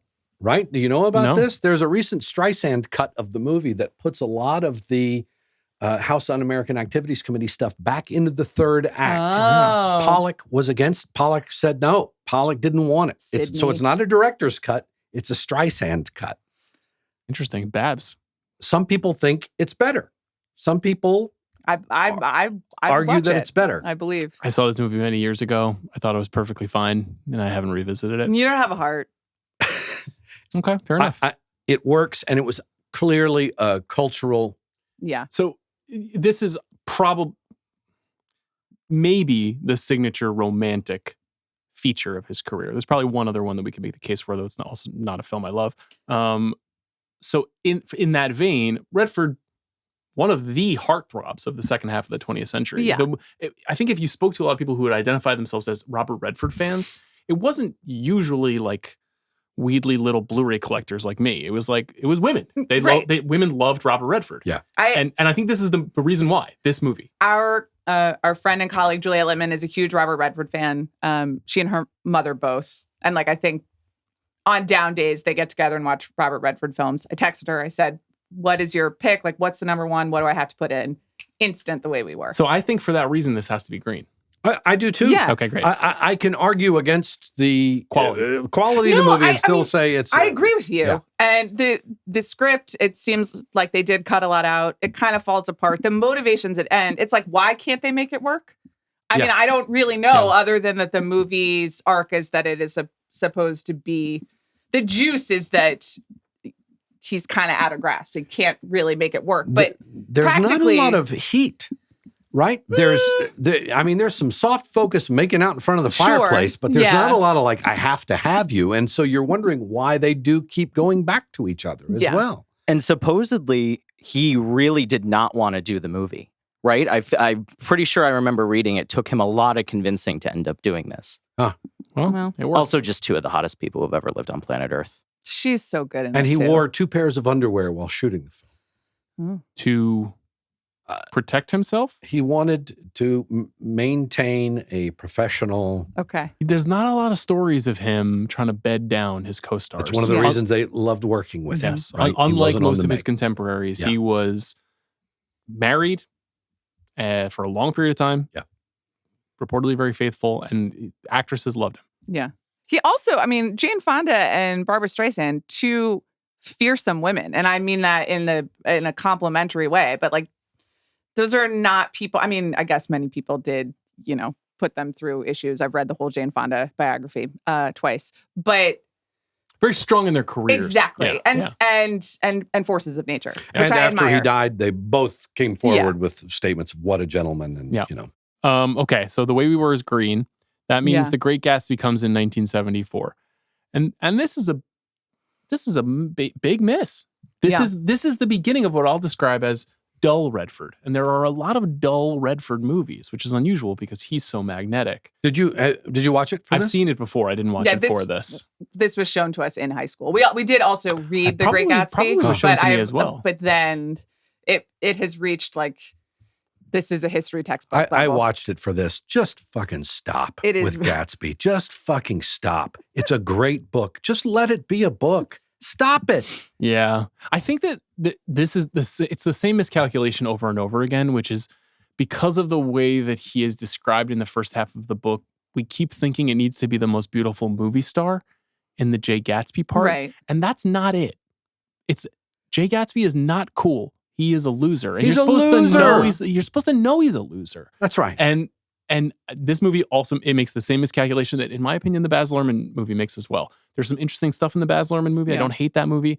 But anytime I see this adapted, it's always like the golden god is playing Jay Gatsby. And I think that's a misread of the book. Anyway, the movie's not very good. Francis Ford Coppola also wrote this screenplay. Yeah. Should have been an American director. It's Jack Clayton. Yes. An English director, and should have been an American. That's red. 1975, 3 Days of the Condor. No, this is green. Instant green. It's got to be. Total green. The best of the Redford-Pollock collaboration. Totally agree. So good. Brilliantly constructed adaptation of a novel. I was going to say, this is the opposite of you being like, when I'm feeling down and I need a 2-minute pick-me-up, I just go back and watch the Butch Cassidy and the Sundance Kid scene, where I was like, I don't really need to watch all of 3 Days of the Condor, but I will just watch the assassination scene. Mm-hmm. I just said, and it is brutal and perfectly executed. And that's also, Redford is not in it. That is just actually Pollock, finding magic. And maybe to your point about they don't bring out the best in each other when Redford is off screen is when he can really achieve greatness. But no, Redford's amazing in it. They did Fate Dunaway wrong, but what are you going to do? Not the best, most sensitive portrayal of Sure. of that character. And she was a huge star at the time too. But the movie itself is riveting, also prescient, fits very neatly in this period of paranoia. Pollock didn't make a ton of movies like this. The Firm is kind of like this. They're kind of spiritual sequels. Mm-hmm. And Pollock had said after this, when people tried to ascribe a kind of social importance to the movie regarding politics, etc., he said, no. We were making a thriller. This is a thriller. Yes. This is a thriller. I'm glad to hear you both love it and think it's a green. I mean, I'm sure that's convenient for him to say, but the ending in particular, another amazing ending. Yeah. Yes. And the New York Times. And also one that twists your certainty of up is, kind of up the is Eddington down of and its right. day. Exactly. Yeah. Have you ever read John Lithgow's memoir? No. You should read it. And just if for nothing else, to hear him rip Cliff Robertson a new asshole. Well, he wouldn't be the first. Now, this is a situation in which he is perfectly cast. He's perfect. In this era, he's cast in a lot of movies in which he's meant to be sympathetic, and he does not seem like a very nice man.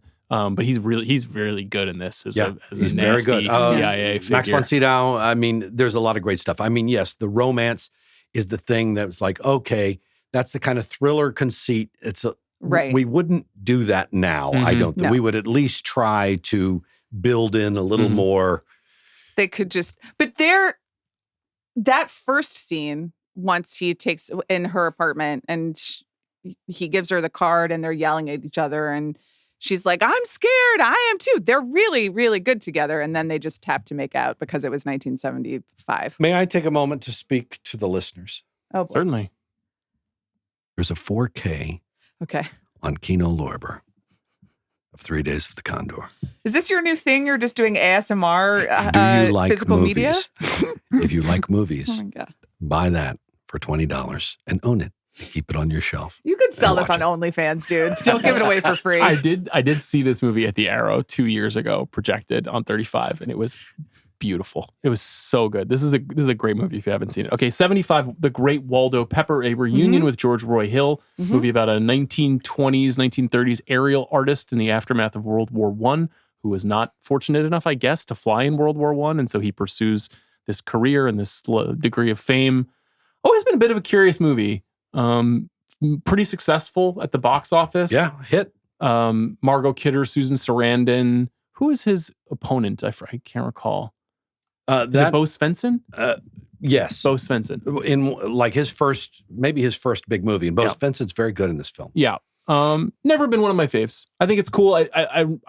There's a great chapter about it in William Goldman's Adventures in the Screen Trade, and how much he liked this movie and how interesting he thought it was and how proud of it he was, but it didn't quite attain the iconic status of some of their other collaborations. Goldman also suggests that he knows the reason the movie failed, and it's because of a narrative decision he makes regarding the death of a character midway through. And I think Goldman is absolutely wrong in his estimation of why the movie doesn't work. It doesn't work. There are good things about it. It's not a bad watch, but it's certainly not Hall of Fame material. They spend a lot of time flying, and it does seem sort of, I think that all the filmmakers were very infatuated with actually getting the footage of people flying and recreating these aerial battles and being true to, whatever formations, which, like, listen, I'm the world's #1 Top Gun Maverick fan. Like, I appreciate fidelity in airplanes, but it's slow. They're just floating up in the air for a long time. Do you suppose that because of the way I feel about Great Waldo Pepper, that's why I've never seen Top Gun Maverick? You are invited to our house anytime to watch Top Gun Maverick. Oh, that's nice. It will be me, my 3-year-old son, and you. Nice. And he'll narrate it for you. That sounds great. Be a cool night. That's red. 1976, All the President's Men. Green. Now, Total green. This is obviously green for a variety of reasons. It's the best. I would argue, aside from this being one of the most watchable films ever made, that Redford seeking out this material and identifying that this should be a film before the book is even published, and knowing that he should be Woodward, is one of the great acts of star producerial work in movie history.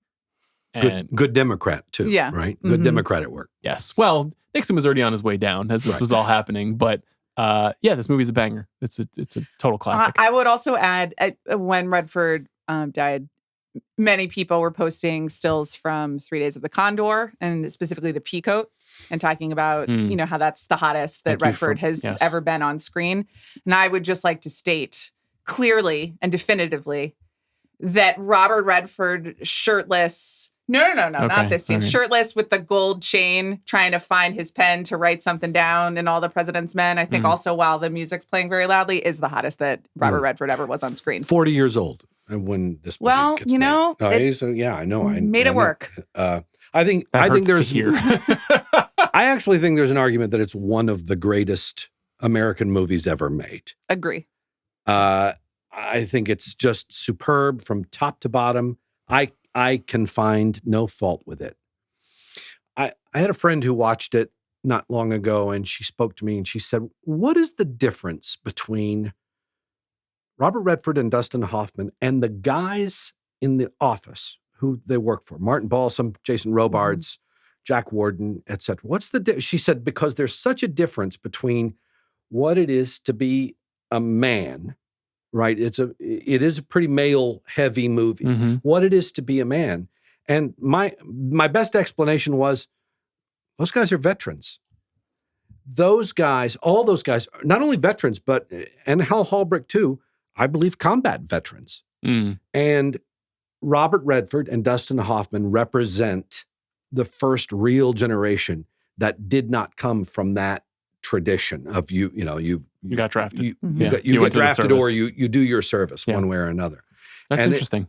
It is interesting. It's especially interesting when you get to a place later in the career, right, where Mr. Redford is the older guy and he's passing the baton to younger guys along the way. And it's like, well, there are no veterans here, right? We're in a different realm of human experience.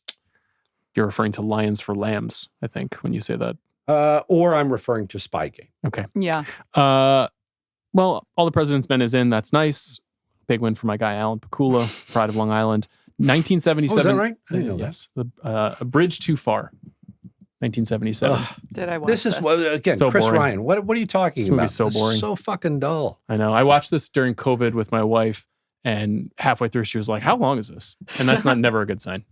This movie has an extraordinary cast. It's directed by too extraordinary. It's written by William Goldman. It's directed by Richard Attenborough. It is one of the most, all of the pieces of the puzzle are spread out on the floor, but none of them fit together movies ever made, in my opinion. Now, this movie has a lot of defenders, a lot of fans. Did you revisit this? No, because I Googled it. And to answer Eileen's question, it's 3 hours long. And Yes. I was like, I'm out. Yeah. We don't have room for this. Well, because No, an thanks. hour and a half in, you're like, when is this going to get started? What are we doing?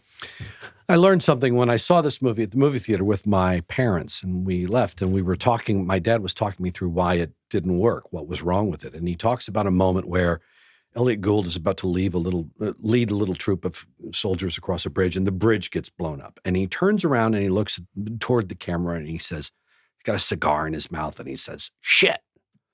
And Dad said to me, he said, "Wouldn't it be more interesting if he turned around and said, poo-poo?" Simply making the point that the expected is not always great, and you should try to find the unexpected in the expected moment. Yeah, it's a movie made in the 70s. It feels like it's trying to be in the 1950s. And I just want to read the cast really quickly, just for posterity's sake, because it's Dirk Bogarde, James Caan, Michael Caine, Sean Connery, Edward Fox, Elliot Gould, Gene Hackman, Anthony Hopkins, Laurence Olivier, Ryan O'Neal, Robert Redford, Maximilian Schell, and Liv Ullmann. No. Too many. That's 15 screen icons. Never good. Never good. Anyway, I will say this. I do miss when Hollywood was like, we need to put everybody together in a movie. I don't. You know, I it's don't a mad world. It's called The Odyssey, coming soon. You're right. To a You're theater absolutely near you. right. And honestly, I anticipated. Yeah. And it could turn out to be a disaster, but I anticipated. Okay, 1979, The Electric Horseman. Very strange and entertaining movie. This is a light comedy about a former rodeo champion who's become a spokesperson for a cereal company, and he falls in love with Jane Fonda. Their fourth collaboration. Yes. And is this the fifth movie with Pollock at this point? I think it might be the fifth movie. Another movie that was a big hit. I would say a little lower on the scale of greatness. This is kind of a lark. Yeah, not available on streaming. No kidding. Yeah. Wow. I also own this movie. Okay. Yeah. I don't own it. Wow. Saw it in the movie theater. Okay. Thought it was fine. Thought it was fine. Yeah. I would just like to say I am pro mustache for Redford. He looks good. Nice. Yeah. He looks good. Very charming. Okay. Loved so a horse. Loved being on horseback. Yeah, we'll come back to that. Yeah. 1980 Brubaker. Watched this movie this morning. Not for the first time. Okay. This is a movie that has a great premise. And I wonder what it could have been if things went a little bit differently. So it's a movie about a man who arrives at a high security prison that is apparently quite corrupt. And we start seeing the prison through his eyes for the first 30 minutes of the movie. And I'll spoil the twist because it's spoiled on the poster of the movie if you've ever seen it, even though it should not have been, in my opinion. But this man that Redford plays, who's entering this prison, is in fact the warden of the prison and is observing what's transpiring in this corrupt prison so that he can figure out how to fix the problems of the place. And then the second half of the movie is about him attempting to to make change. And he finds that it's hard to make change in this bureaucratic world that we live in. The movie was supposed to be directed by Bob Rafelson, and he was fired after 10 days. Bob Rafelson, coming out of the incredible swell of the late 60s and 1970s, where he had a tremendous amount of success as a director, and he gets fired and he gets replaced by Stuart Rosenberg, who directed Cool Hand Luke, and this movie wants to have some Cool Hand Luke energy. Mm-hmm. It never totally gets there, in my opinion. No. Do you own this movie? I do. I don't. I saw it in the movie theater. Wow. It was okay. Yeah, it's okay. It's got great Yaphet Kotto performance. There's a lot of great supporting actors. Good Morgan Freeman performance. Yeah. Very, very early Morgan Freeman role. It does feel like a hangover from the 70s movie where they're trying to make a 70s movie and it feels like it's a little out of time. It's not bad. Emmett Walsh. Yes, very good. Tim McIntyre. You know who Tim McIntyre is? Tell us. Well, he also wrote the music for Jeremiah Johnson, and he's singing the songs in Jeremiah Johnson.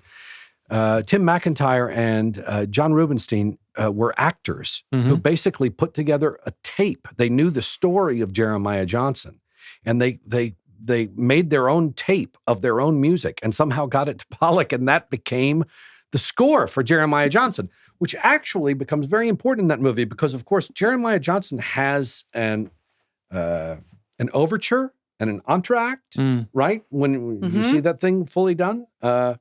and they write the ballad of Jeremiah Johnson, very much in that mode of myth maker. Anyway, Tim McIntyre, very good. Good troubled character actor. He's very good in Brubaker. Brubaker is going to be red. 1980. Robert Redford decides he wants to be a director. Ordinary People. Yeah. Now, I have a great many thoughts about this movie. I did an episode of The Rewatchables about it a few years ago. Deeply emotional film. Kind of a keystone, I think, to Robert Redford, the man. Was hugely celebrated in its day. Won Best Picture. And it's just not at all what you would have expected from him based on his career to that point. It's a real curveball. But he has really good instincts, particularly casting Mary Tyler Moore. Really smart move. It's not my favorite movie of his. It's not my favorite directed movie of his. It is very significant in his career. And so I'm curious what you both think of the movie, and I'm curious how you feel it fits into the framework of his career. I mean, it gets, I was going to say 2, and that's unfair to Donald Sutherland. 3 really amazing performances in Mary Tyler Moore, the Timothy Hutton, and Donald Sutherland. And Judd Hirsch. Of course, yeah. And there is a surprising sensitivity and like emotional awareness, which, you know, not to take shots at Robert Redford, but he's not exactly like on a therapy couch in all of the movies up to this point. He Absolutely. is playing very like buttoned up, emotionally unavailable people. And so I think it's admirable and interesting that this is what he picks and that he does it so deftly. Like it's a, you know, I hadn't seen it since becoming a mom, and that's tough. But an amazing Mary Tyler Moore performance. So and it's so significant. I don't know, what would you put in as? Are you imagining that we'll save one slot for director? I think we could do as many as we want to do. I don't know if it's his best directed movie, but it's such an interesting thing for him to choose to do, and it's hard to not. You know, he's someone who lost his mother at a young age, and it really hurt him. And he spoke sparingly about it, but when he does speak about it, it kind of shattered something in him. And this is a movie about grief and not knowing what to do with it. He also lost a child, right, very young, from what we now call SIDS, which, you know, so it's pretty literally, you know, relevant to what he's dealing with or has dealt with, but not something he spoke about beyond this movie, really. It's also historically kind of a movie history villain, because this is the movie that beat Raging Bull at the Academy Awards, and Raging Bull considered, you know, the stature of the cinephile, you know, the achievement, and this is kind of a soggy drama. But both movies are good, and for different reasons. It's not that soggy. I don't know, Tracy. What's the verdict? I love Ordinary People. I think it's a great movie. I think it should have beat Raging Bull for Best Picture. I think it's a better film. And I love Raging Bull. I love a lot about Raging Bull. Clearly, as a technical achievement, it is a marvel. And from a performance standpoint, I mean, De Niro is undeniable, which is probably why they committed egregious category fraud by putting Timothy Hutton in supporting actor, because he is the lead in Ordinary People. And it is a great performance. He's great in this film. But Jake LaMotta was a colossal asshole. I know in some ways that's what Raging Bull is about. Some of us who were alive in 1980 and going to see the movie were like, they made a movie about Jake LaMotta? That guy's a colossal asshole. I don't know what we're going to get out of this. So I love Raging Bull. It's not to take anything away from that. I just think Ordinary People is a really beautiful, heartfelt, in the best sense of that word, film. I think it's genuinely affecting, and I think it's it genuinely speaks to the American family. And I just think I not only think it's good, I think it's important. So yeah, it's green for me. I love it. I think so too. I mean, and he won Best Director for it. So historically, we've done the Oscar winner goes in. Okay. Ordinary People is green. Yeah.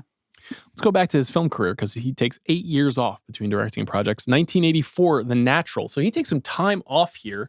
In this interregnum, he is trying to buy land in Utah and essentially buys a mountain.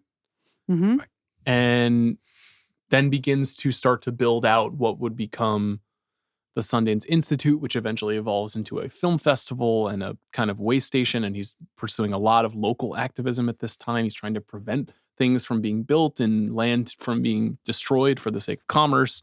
And it's interesting that after a movie that is so sensitive and emotional and seemingly very personal, that he takes a bit of a break from movies after reaching the mountaintop. Right. And he comes back with The Natural, which is also an iconic film.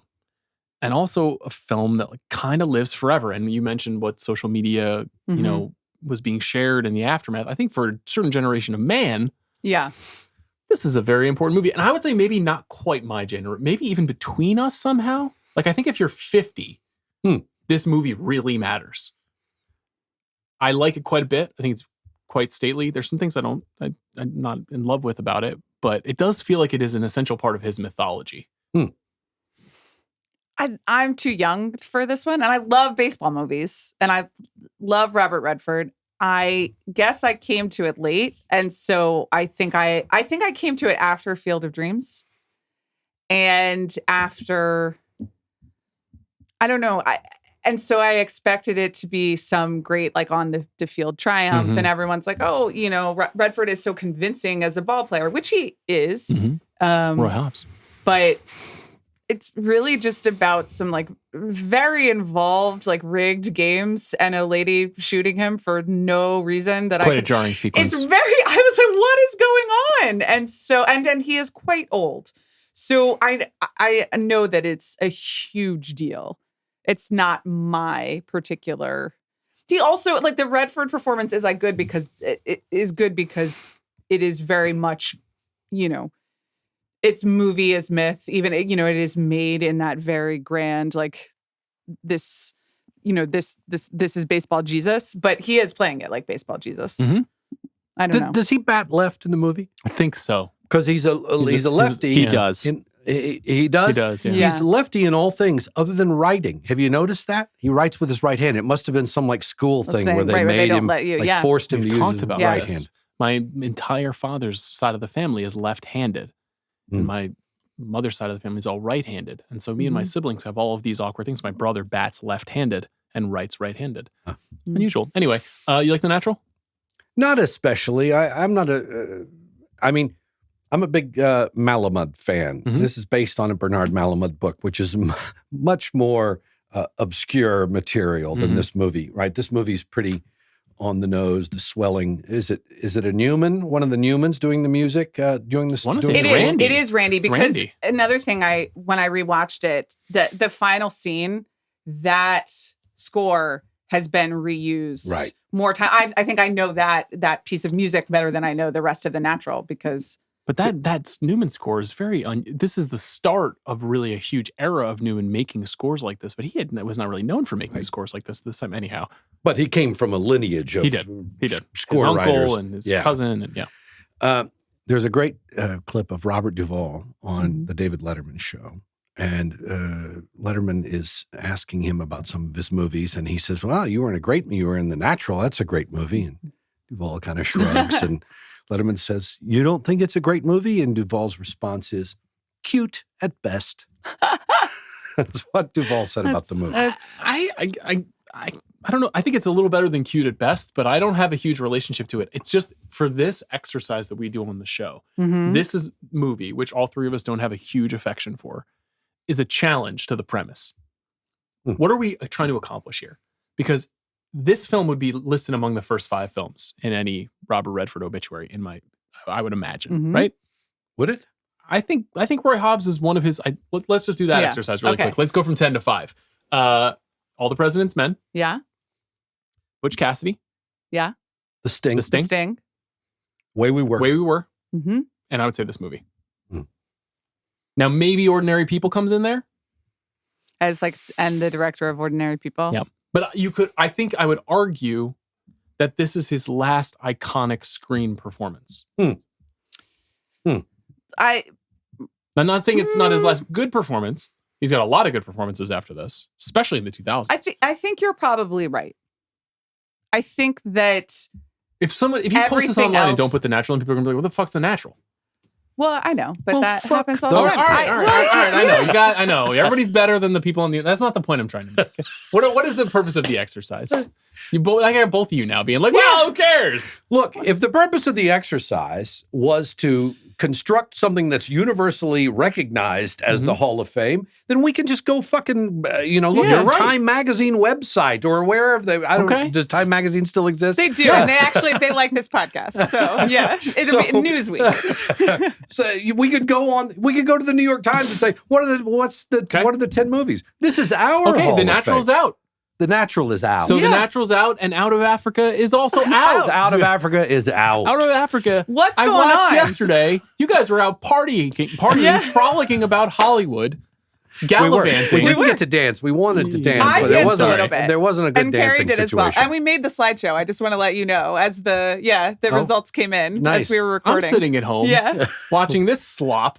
This Best Picture winner. You were one of watching the the Jets. I did watch the Jets as well. I watched the Jets until I couldn't anymore, and then I put on Out of Africa.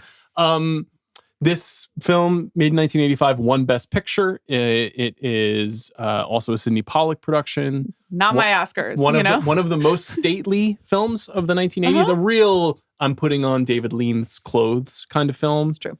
And is brutally dull. Brutally dull. There are good things about Out of Africa. Okay. That's all I have to say. All right.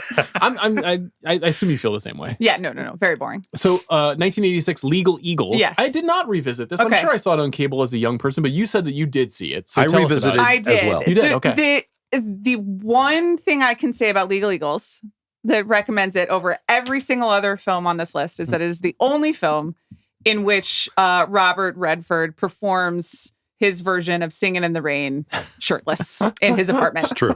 So in that Huge sense, for you. Huge for you. it is a marvel.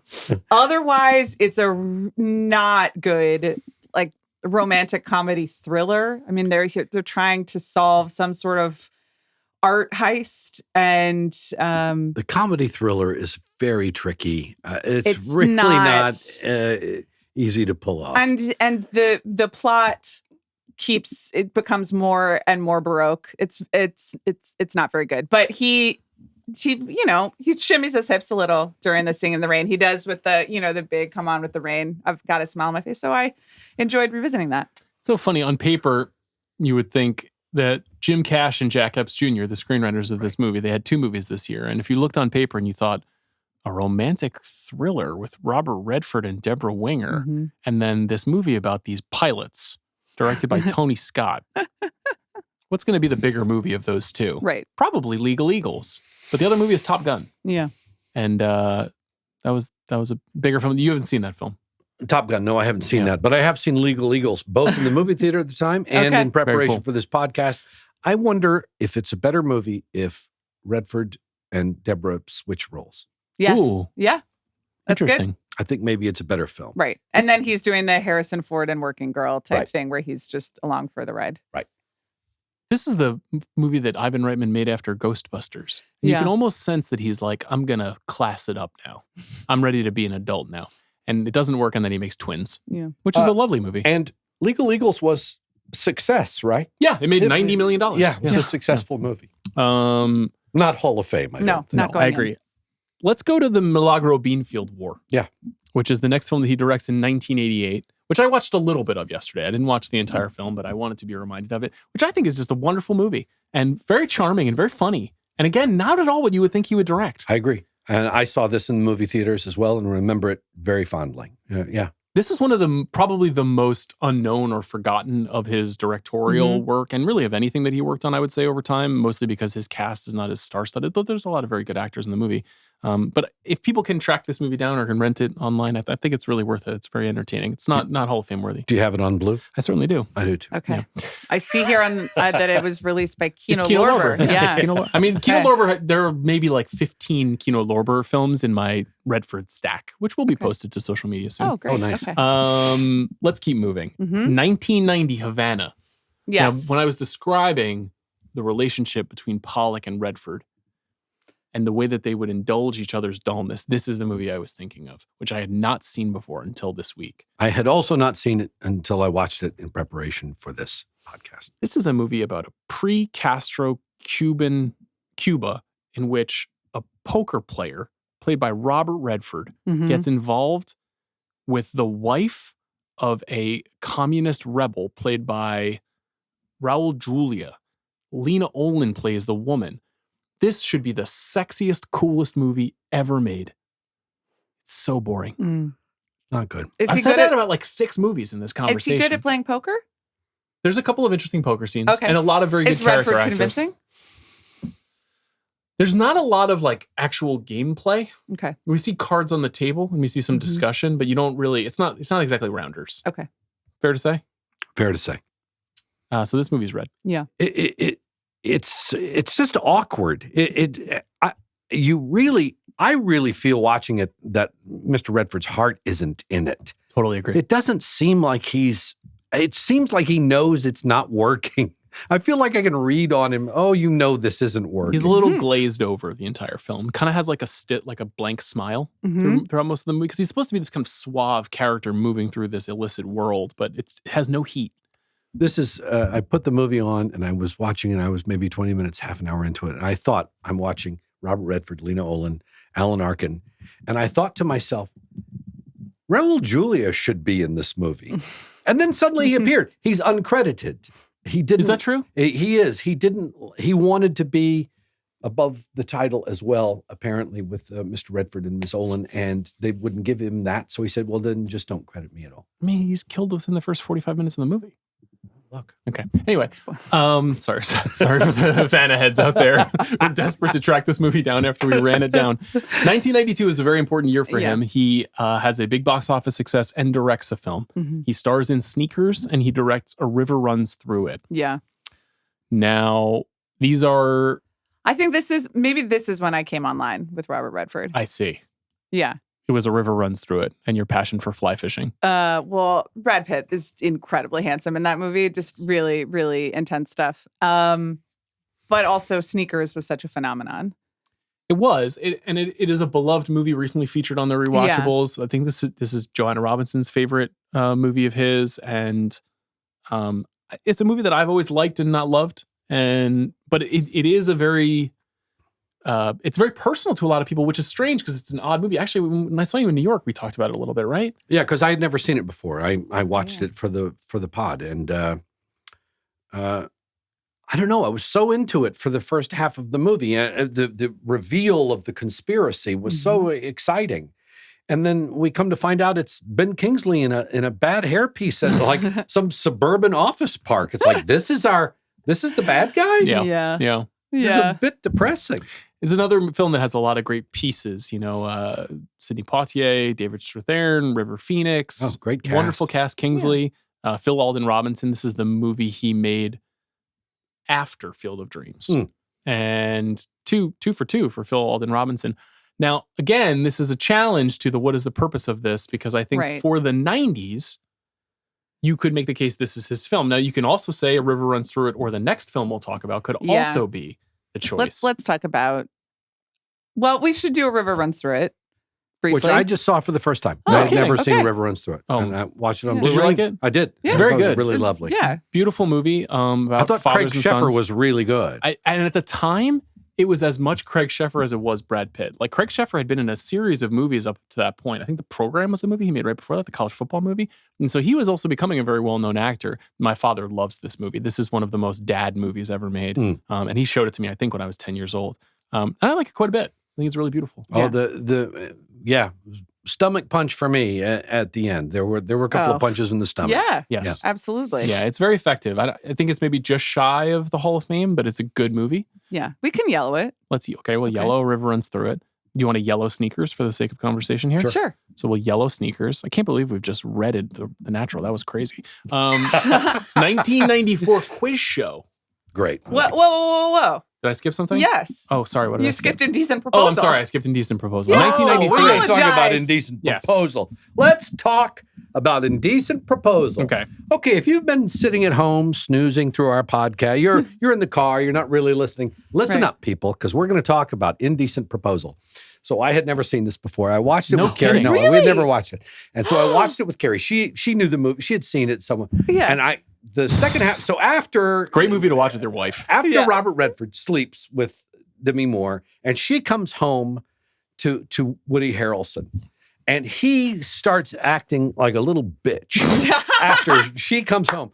For the second half of the movie, I was just screaming at the TV the whole time, "You're not a man! You're less than a man!" This movie is so ridiculous. Who wouldn't fuck Robert Redford for $1 million? It's Who really is that person? That is true. You're 100% It is a right. fatally flawed film. Yeah. Yeah. But also, it has Robert Redford being like, I will fuck you and then give you $1 million.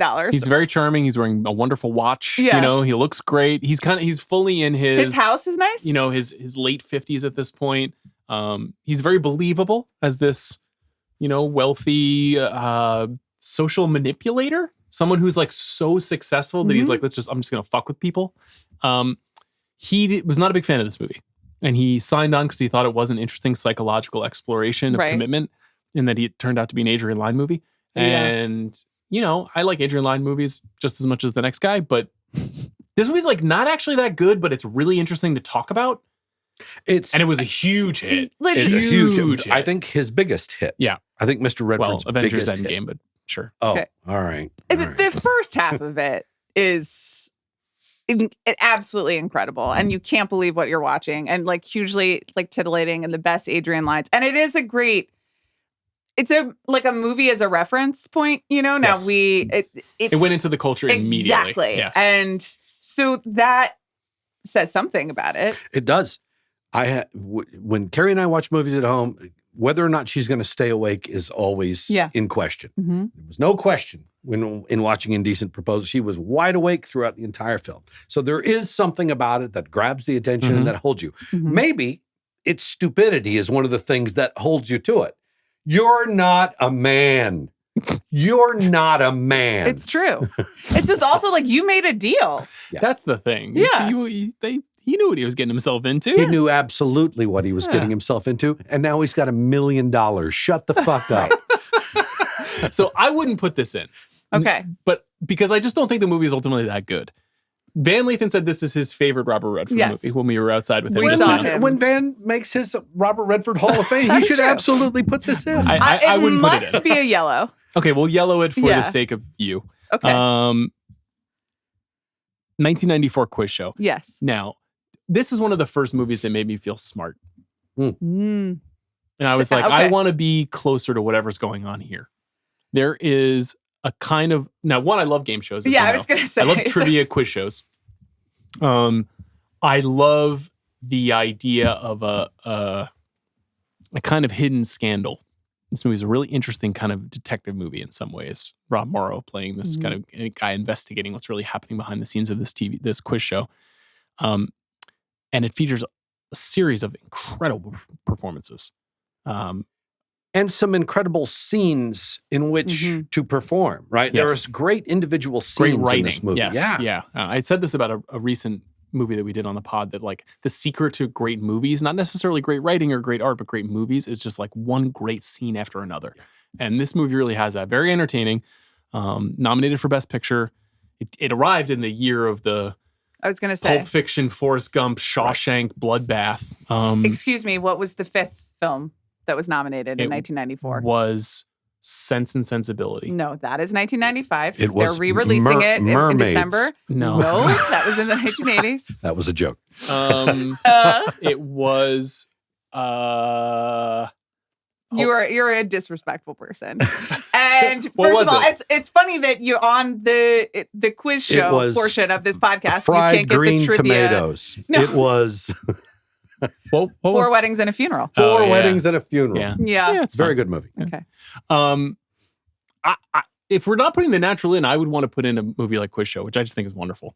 It's not. Is it iconic in the same way? No. Is it even really very Redfordian? maybe, not really. It's just superb. It's just really good. It's just really fucking good. Yeah. Now that would make it 2 directed films that he does not appear in going in. So I would yellow it if you wanted to come back to it. I think those are his 2 best directed films. I definitely agree. I'm fine with it. We can definitely yellow it. Let's yellow it. Let's yellow it for now. We got to keep moving. I have a little trivia, though. One brief thing. So I heard Bill Simmons talking about Robert Redford on a podcast with another fellow. They did a little Redford Wesley tribute. Morris. No, it wasn't Wesley. It was another fellow. Brian Koppelman. Yes. Yes. They talked about the slow clap, the introduction of the slow clap in Brubaker. Mm-hmm. Bill seems to think that is the introduction of the slow clap in Brubaker. And it might be, I don't know. Mm-hmm. There's a slow clap in Quiz Show at the end. And I always bumped on it. It was just like, why the slow clap? This movie it's real. It actually the slow happened. clap actually happened. Oh. It's a historic fact. I don't think it happened in Brubaker, for the record. That's one of the weirdest endings to a movie of all time. Isn't there a slow clap in Brubaker? No, I just mean in the It's real not story based that on real Brubaker is life. based I on. see. I don't think that Okay. happened. The ending of Brubaker is utterly bizarre, for the record. Like the score and all the choices that are made. Anyway, actual slow clap, meaning earned slow clap. Well, if you keep this up, you'll get a slow clap at the end of this episode. I do not like an unearned slow clap. 1996, Up Close and Personal. Yeah. This is my least favorite movie in the Robert Redford filmography. Wow. You were not 12 in 1996. You just weren't. Top you to know? bottom. You weren't there. When I look at something Have you like heard the Celine Dion song? Do you know the name of his character in this film? No. It's Warren Justice. That's a little on the nose for Joan Didion and John Gregory Dunn, in my opinion. when I look at Havana, when I look at some of the other movies we've talked about that maybe don't come up, I can look at Havana and go, those are 2 artists who were trying a thing and it didn't happen for them. Yep. When I look it Up Close and Personal, I go, this is made by a corporation. This was made by producers and executives, and the artists got squeezed out of the process. That's what it looks like to me. And then a little investigation turns up, that's really what happened. I mean, John Gregory Dunn wrote a fucking book about how this movie got fucked up. Yes, wonderful book. But That's see, Monster, right? Is that Monster? Yeah. Here's the thing, is that he believed in her, and took a chance on her when no one else did. So then It's A Star Is Born. That was when the movie was already made. career keeps going, and he shows up for her. And then he discovers his own joy in work again. And she loses him, but she keeps doing the work. Amanda, are you telling me that you like this movie? I remember this movie. And so Because You Love Me is the Celine Dion song. If the Celine Dion song was not in the movie, would you care? Well, maybe not, but it was such a phenomenon at the time. Like, I remember being obsessed with this song, waiting for it to come on the radio, and then being sucked in to the movie itself. I was also, again, I was 12. So... Mm-hmm. You see it in theaters at 12? Probably, yeah. But like, how many Michelle Pfeiffer movies had I seen at that point? Like, this is... I was coming late to 2 very, famous and talented people. And I was at the exact right age for like the corporation machine to hand me this glap and be like, but see, she got a makeover, and then she learned to do more than the weather. And you can too, as long as you have really handsome Robert Redford in your corner. Because I love you. Mm-hmm. Do you believe that this belongs in the No, Hall of absolutely Fame? not. Okay. But we just need to acknowledge that it was really important. Just want to say, Yeah. the real true life story of Jessica Savage, the anchor whom this film is sort of based on. It's a very sad story. She's also an alumni of Ithaca College. And at Ithaca College, she is like a saint. And there's like a scholarship named after her. And I spent a lot of time learning about Jessica Savage. Her real story, her real life is quite interesting. This movie's a little gloppy, in my opinion. And how about that local station in Miami, which is, several stories high and employs hundreds of people? It's like, was it ever like that? I doubt it. I mean, right now it's, 8 people, in a booth. Right now it's 3 people at a desk. It's 3 people and This is broadcast news. 1998, The Horse Whisperer. Yeah. Starring and directed by Robert Redford. Yeah. I have not seen this movie since 1998. Okay. I did not revisit it for this episode. You reminded me that it I was did. quite long. Well, I revisited it and did not remember, but relearned that it is 2 hours and 50 minutes long. 2 hours and 50? Yes. Is it really? Yes. Wow. I will be honest, I did not rewatch all 2 hours and 50 minutes. I fast forwarded to my hero, Kristen Scott Thomas, being a working woman on the go in New York, and then swooning at the nice horseman. And then when they ride on the horses together, which they do at great length, saw a little ScarJo while I was fast forwarding. This movie came out after The English Patient, which I loved and was thus obsessed with Kristen Scott Thomas. And I guess I knew about Robert Redford from up close and personal. So it was another, again, we can only be the teenagers that we That's were. right. And so I saw it at the time and thought it was like very serious. And of course now it's just like a, It's kind of forgotten. I mean, it was also very much the announcement of Scarlett Johansson Yes. As a young actor.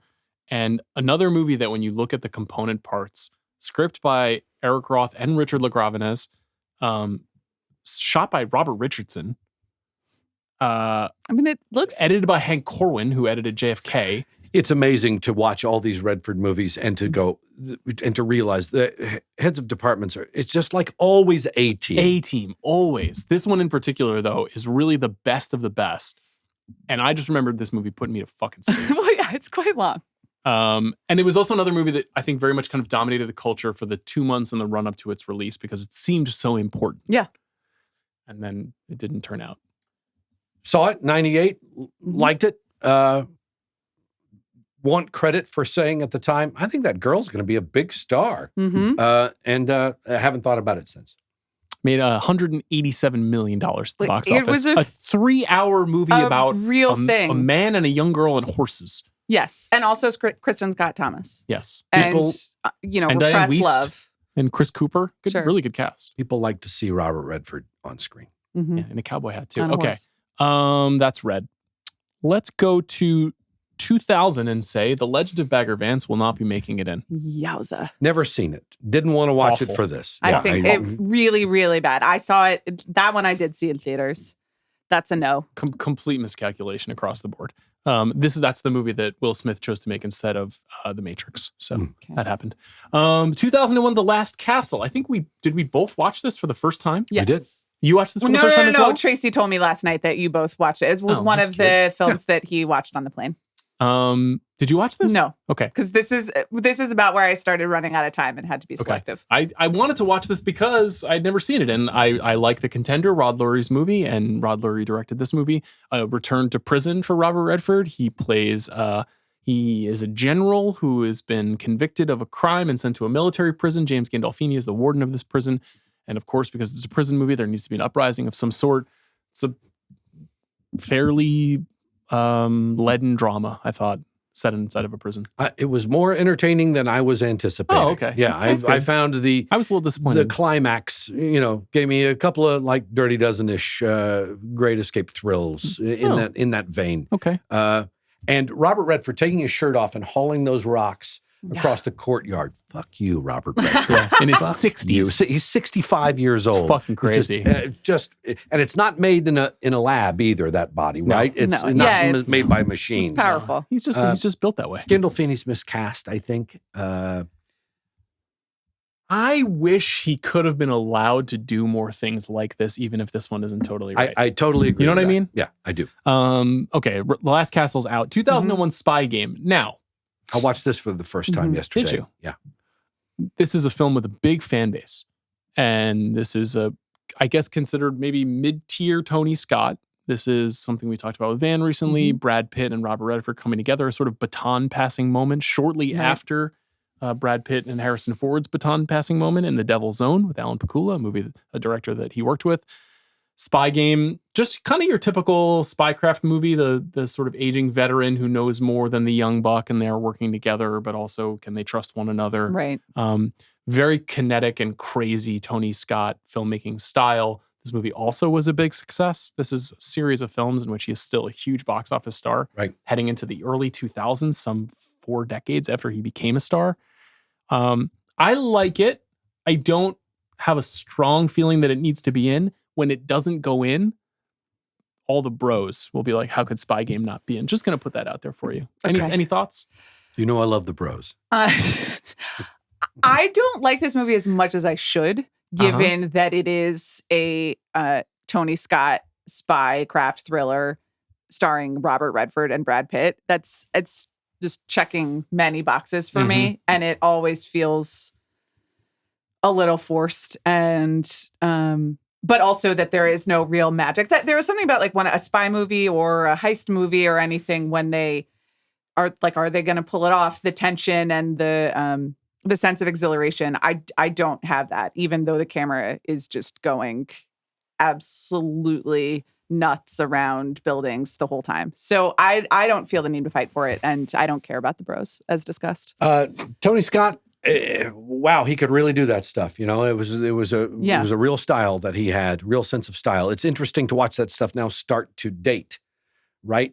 That stuff at the time seemed so sort of like a futurist, right? Yeah. This was the future of movies, and now you look at it and you go, oh, some of those sound effects and stuff, some of that stuff is starting to date. The feature for the movie for me is Robert Redford. I think Redford is great in this movie. Yeah. He is very good. He's really good, really watchable. It wouldn't be green for me. It was fun. I'm going to yellow it out of a sense of nostalgia. Okay. Right. I saw this movie in theaters in college. Had a nice time with my friends. 2004, The Clearing. I saw it. I watched it. I've never seen this. Nor have I. I watched it. How was it? I liked it better than I thought I was going to like it. Okay. I mean, all the scene. Robert Redford is an executive who gets kidnapped by Willem Dafoe. And Willem Dafoe is leading him out into the woods somewhere. And this is cross-cutting with Helen Mirren, who is Robert Redford's wife. And she is trying to, she's dealing with the FBI and putting together the ransom money.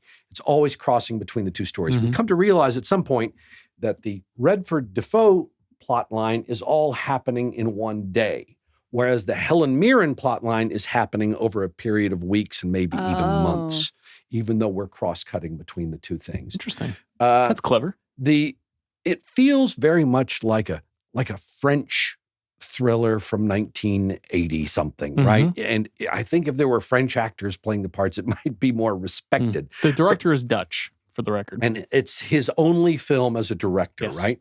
Peter Jan Bruges. But, you get to see Robert Redford and Willem Dafoe playing a lot of scenes together. Are they scenes that would really happen between a kidnapper and his victim? Probably not, but still, they're two very compelling actors working with each other. And then there's Helen Mirren dealing with Alessandro Nivola, who plays their kid. And, Helen Mirren's always very watchable. So, I don't know. I liked it better than I thought I was going to like it. It's not a great movie, but it doesn't belong in the Hall of Fame. Yeah, given that Amanda and I haven't seen it, it has to be read. Got it. That would be a first to put a movie in the Hall of Fame that we haven't seen. 2005, An Unfinished Life. Watched it. This is a Lasse Hallström film. A Lasse Hallström joint. I like him, you don't like him, right? We've found this divide. I think he's real soggy. Yeah, yeah. I kind of enjoyed this. Again, did you watch it for this? I saw it when it came out, yeah. Yeah, I didn't rewatch it either. Kind of liked it. Kind of enjoyed it. Right. I thought Mr. Redford was very good. There's one too many plot lines. It's a little sentimental. The storyline about the abusive boyfriend played by Damian Lewis is very one note. But I thought Mr. Redford seemed very engaged in this movie. He seemed really kind of into the material. I think we'll be able to say that about many of these performances that are coming.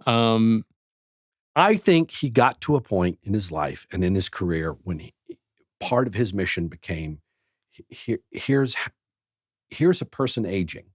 Here's a way to age.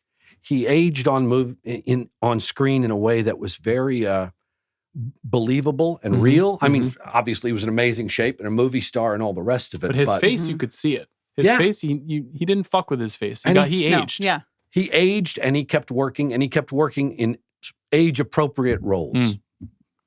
Unfinished Life is not going in. I'm sorry to you and to Lasse. 2006, he voices Ike in Charlotte's Web.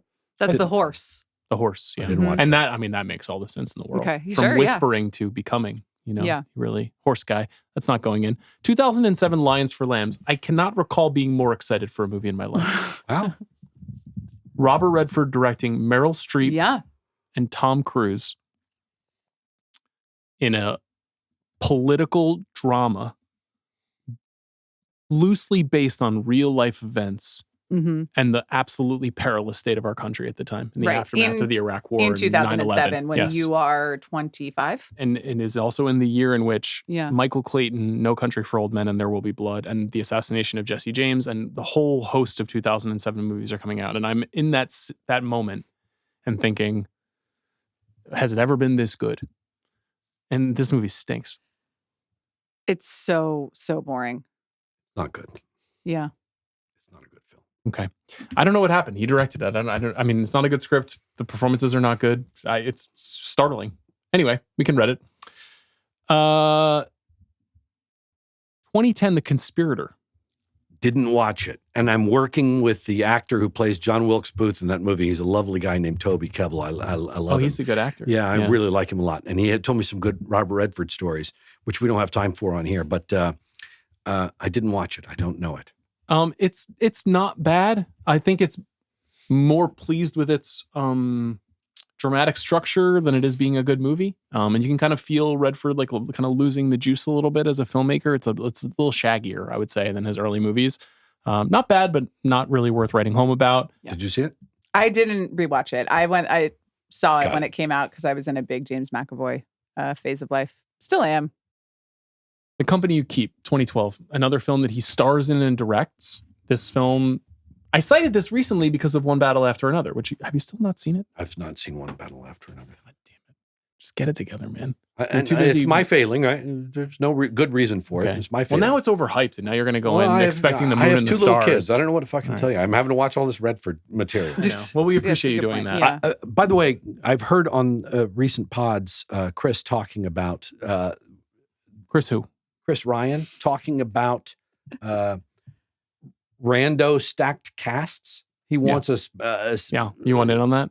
I want this movie in consideration for rando stacked cast. Yeah. This is a movie about a former member of the Weather Underground emerging some decades after the activities in the 1960s. Redford plays the man who has been working, I think, as a small town lawyer. Shia LaBeouf is a reporter, kind of stumbles on this man. And it's this question of sort of like, what was the work for in the 60s? What does life mean in the aftermath of it? A little bit of running on empty going on there. And a little bit about like, what is privacy and what are you entitled to in the world? I think this is a really interesting movie. It's not perfect. Shia is much more controversial now, but I think he's very good in this. And to your point, Nick Nolte, Susan Sarandon, and Julie Christie are all compatriots of his. Anna Kendrick is in this movie, a very young Anna Kendrick, a very young Brit Marling, Stanley Tucci, Chris Cooper. Crazy cast. The trailer you should watch the trailer. You know how in the 80s and 90s, the trailer was like, they'd show you what the movie was going to be about in the first half. And then halfway through the trailer, they'd show you an actor you didn't know was in the movie. It's like, oh, holy shit, I didn't know Samuel Jackson was in this movie. The trailer for this keeps doing that. Right. And it does it so often, it starts to look like Too Many Cooks. It's just like, there's not enough interesting stuff for all these people to do. I wish it was better. It's not bad. I wish it was better. There's some second act problems. It repeats it, right? He goes to Sam Elliott. I don't think you mentioned Sam Elliott. Yep. He goes to one person and they say, well, you should go talk to this person. And then he goes and talks to that. Well, you should go talk to this person. It starts to double back on itself in a frustrating way. First and third acts are kind of interesting. I remember it being like, okay and interesting. It has kind of been outstripped in its subject matter by recent films. I think what this film reveals, which The Conspirator reveals, and even his next film reveals, is he's kind of lost the juice. You know, he's lost the ability to make something an event. And that's just something that happens, right? That happens to everybody. And you get to a certain stage in your career and you've had enough movies in a row. I think Lions for Lambs really kind of deadened a lot of his might in the industry. And so The Company You Keep, not a very big hit. In 2013, he's in this remarkable movie called All Is Lost, this J.C. Shandor movie in which he's the only person who appears. He's a man stranded on a boat in the middle of a storm, just trying to survive. And he's in his 70s when he makes this movie. 76, I think. And he gives a great performance. Yeah. He's so good. And there's almost no dialogue. Yes. It is just him doing stuff. It is the genre of movie that started with Jeremiah Johnson of Robert Redford doing things you can't do. Yeah. and surviving. Yeah. Yes. And surviving. Now, there is a case for this movie in the Hall of Fame because it is the late stage. Yeah. I would say his last, well, maybe not his last great. There's a movie I like coming up as well. Yeah. There's another really good one that if we're going to do one, like the last Robert Redford. Okay, I'd like to yellow. And that movie All is Is Avengers Lost. Endgame. Okay. Well, we're about to get to Marvel. Don't worry. No, All Is Lost is remarkable. We'll yellow it. Yeah, great. 2014 Captain America: The Winter Soldier. He plays Alexander Pierce. Mm-hmm. I didn't see it. What? Good movie. Good movie. Really good comic book movie for sure. So, what is Alexander Pierce's role in the government during Captain America: The Winter Soldier? I can't recall if he's the head of the CIA or the Secretary of Defense, or he's one of those critical decision makers. Okay. And it is revealed quite dramatically. Yeah, that's what I was going to ask. He's Hydra. Right. Okay. And he's a traitor to his country. Tracy's nodding knowingly. Yeah. And there's a 3 Days of the Condor. They are very, trying. very. They would like. They're happy that you said that. Yeah. The Russos talked about that a great deal in the run up to the film, that this was their conspiracy thriller. It's really just a pretty good action movie, I think is a better way to describe it. Anyhow, that's not going in. A Walk in the Woods, Bill Bryson adaptation. I feel bad. I didn't see it. And Nick Offerman's in this movie. And now we're starting to get into the weird area of movies that Mr. Redford made with actors I know. Yeah. And it's you very ignored your friend's work. Well, it's frustrating for me too, because I never met him. I didn't get to work with him. I don't know. So I'm jealous. I'm jealous of Nick. Surprised by that. Yeah. I'm jealous of Toby. You know, about 20, 25 years ago, I was doing some readings with Amy Redford, his daughter. We were just doing, we were in a little group that was reading plays once a week in New York. And boy, I loved her. She was just such a lovely, thoughtful, talented person, and didn't seem at all fucked up from being the daughter of an extravagantly famous person. I really liked her a lot, but I never. And of course, we know so many people who've gone through Sundance in various forms, and he was very hands-on at Sundance. He wasn't just a figurehead. He was walking around with legal pads and giving notes and watching movies and stuff. He was very engaged in that work. Well, he came to be tortured by the festival in a lot of ways because of how big it became and how corporate it became, which was not at all his intention. And he talked about that all the time, that he didn't like it. But he did. He asked Ryan Coogler. You know what I mean? Like, he was watching people's movies, in the 2010s and giving them feedback. A Walk in the Woods is not going to go in. Now, I know you just saw Truth for the first time, which I think is just a terrible movie. I really think it's a complete misjudgment in terms of how that story is told. I liked it better than you did. I think he's good in it. It's not really about Redford. It's the way that, is it Mary McNamara? Mary Mapes. Mary Mapes, excuse me, is positioned in that movie. And even Cate Blanchett's performance, like, can mostly do no wrong for me, but I have like an allergy to that movie. It's not going in. No, I wouldn't argue for it to go in. It does ring the bell of the end of television journalism in this country, and especially the end of CBS journalism. Yeah. So it truly does. It's an important story. I just don't think it's very, very well told. 2016 Pete's Dragon, the first of 2 movies he makes with David Lowery. Disney film. Nice performance from Redford. Okay. Who does he play?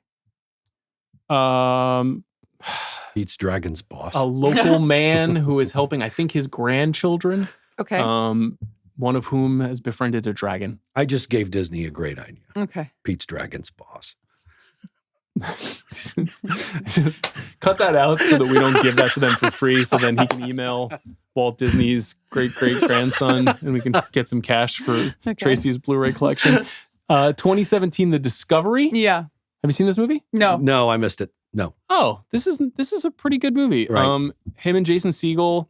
Again, a friend of mine who got to work with Redford. I didn't get to work with him. I even thought about calling a few of these people and saying, you got a good Robert Redford story, but then we don't have time for all that. Okay, well, we can move on. I think The Discovery is not a bad movie. It's on Netflix right now.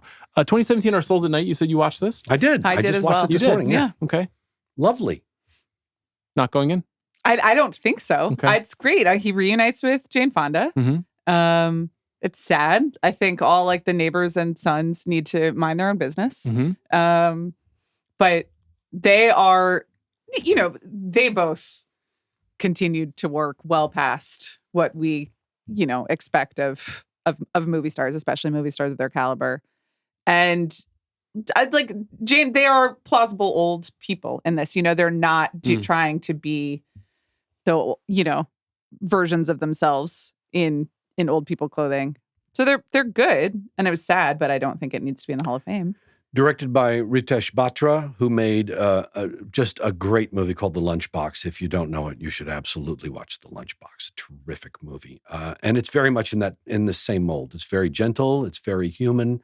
There's not a lot of event, but it's personal, and it's really lovely. And I think they're both great in the movie. I would not put it. I don't think it's Hall of Fame, but not in the Hall of Fame. Yeah. 2018, The Old Man and the Gun.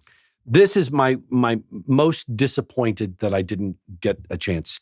I didn't get to it. This movie is an A for me. It's wonderful. Really, really good. It's really, really. Yeah. If you don't like this movie, I'll be stunned. And it's a great Redford performance. Yeah. And, and it had that magic. You were watching at the time and it's like, one last game. And his performance has aspects of that, but it's still also very charming. And it's very watchable. This is the one that I would put in for late period Redford. It is my favorite for sure. It's a certain kind of it is as though the guy from The Sting survives 45 years, 35 years, whatever it is, 45 years, and is still kind of hustling. Yeah. In this story, he's a bank robber who robs banks without any weapons. He just goes in and convinces people to give him money, and he's got tremendous charm. He's losing his hearing in the film, and he's playing that disability really interestingly. He and Sissy Spacek have amazing chemistry together. Yeah, they're so good. I love this movie. This is one of my favorite movies. I'm friendly with David Lowery, but this is really, I think, an excellent film. Well, I have nobody to blame but myself. I just didn't get to it. I ran out of time. Maybe on the plane ride home. Maybe. If you haven't had your fill. 2019 Avengers Endgame. His final screen performance. Now, I'm sorry. I'm really not trying to be cute. Is this the one Carrie is in? Is Carrie in a movie with Robert Redford? No, she's in Infinity War, right? Yes. And then you didn't successfully negotiate to get her into Endgame? I don't want to start that all up again. Okay, so to the aggregators, Tracy Letts has said here that the Marvel Corporation screwed his family out of house and home. Oh my God. They just did a hologram. Did you like that? Did you like being aggregated? They just did a hologram? Yeah, right? Or they did a hologram or something? I think a different person voiced it. I've not seen it, so I don't. Oh, okay. Let's watch it after this. We've been sitting here for 3 hours. We can sit down for another 3. I read those Avengers comic books when I was a kid, and I loved them. I was a big the fan of the Avengers. The Old Man and the Gun will make yellow for the moment. Avengers Endgame is not going to be green, much to the dismay of he in it Ringerverse people. No, one very short scene. It's cute though. The scene that he's in is and kind of it is actually quite critical to the movie. And he's Hydra still yeah, in that? And you know what they say when you're in Hydra? What? Hail Hydra. Oh, okay. They whisper to each other. They say, Hail Hydra. Hydra, you cut off a head and 2 heads grow back? Well, that's the idea, yes. But Hydra is a secret organization, a shadow operation operating right underneath the surface of the American government. It starts with Agents of S.H.I.E.L.D., right? In the comics, I think it started in Agents of S.H.I.E.L.D. Yes. Okay. Nick Fury. Okay. What happens? Nick Fury is played by Sam Jackson. He's a critical figure in these stories. Yeah, I read these comics. What happens to Robert Redford's character, Alexander Payne? He has a very Pierce. Sorry, Alexander excuse Payne. me. Apologies to Alexander Payne. No, that would be an interesting movie. He has a torrid affair with Demi Moore at the end of the film. Weird. Unexpected. It's odd stroke from Marvel, but something they wanted to do. He paid her $1 million. Hopefully he made more than that. So we stopped greening things in 1980. Right. I have to pee. Leave that in. Okay, we gotta figure this out now. So Okay. I'm just gonna read you the greens that we've selected already. Okay, the greens right now, as it stands, are Butch Cassidy and the Sundance Kid, Downhill Racer, The Sting, The Way We Were, 3 Days of the Condor, All the President's Men, and Ordinary People. That's 7 films. Oh, There are quite a few yellows. I'm gonna read them to you right now. Jeremiah Johnson, The Candidate, The Hot Rock, A River Runs Through It, Sneakers, Indecent Proposal, Quiz Show, Spy Game, All Is Lost, The Old Man and the Gun. That's 10 yellows. We have to choose 3. Now, keep this in mind. You can choose one, and you can also choose a blue for yourself. Right. That you're bringing with you in your satchel, and you're saying, I can show you in the museum all this beautiful work from Robert Redford, but if you come over here and look in my bag, I've got this beauty. You can show it off. When you read that list of yellows, my immediate reaction is, well, The Candidate's the best movie. Yeah, in the I would group. agree. I agree, and I will say let's do that Okay. together. We'll make that There we green. go. That's That's 8. green. That's very easy. That's very easy. Now, this is a challenge. Mm-hmm. I'd like to hear your takes. Do you want to go to bat for anything in particular? Rip through the yellows one more time. Jeremiah Johnson, The Hot Rock, A River Runs Through It, Sneakers, Indecent Proposal, Quiz Show, Spy Game, All Is Lost, and The Old Man and the Gun. I know what my 2 would be, but again, I don't. Okay. It's your Speak- podcast. Go ahead. Speak now. My 2 would be Jeremiah Johnson and Quiz Show. Okay. What would your 2 be? I was going to suggest that we do Jeremiah Johnson for Tracy because he felt strongly about that. Wonderful. And Quiz Show is nice, but I really like The Old Man and the Gun personally. And we currently still end at 1980. So I would do that. I would say Jeremiah Johnson goes in, yeah.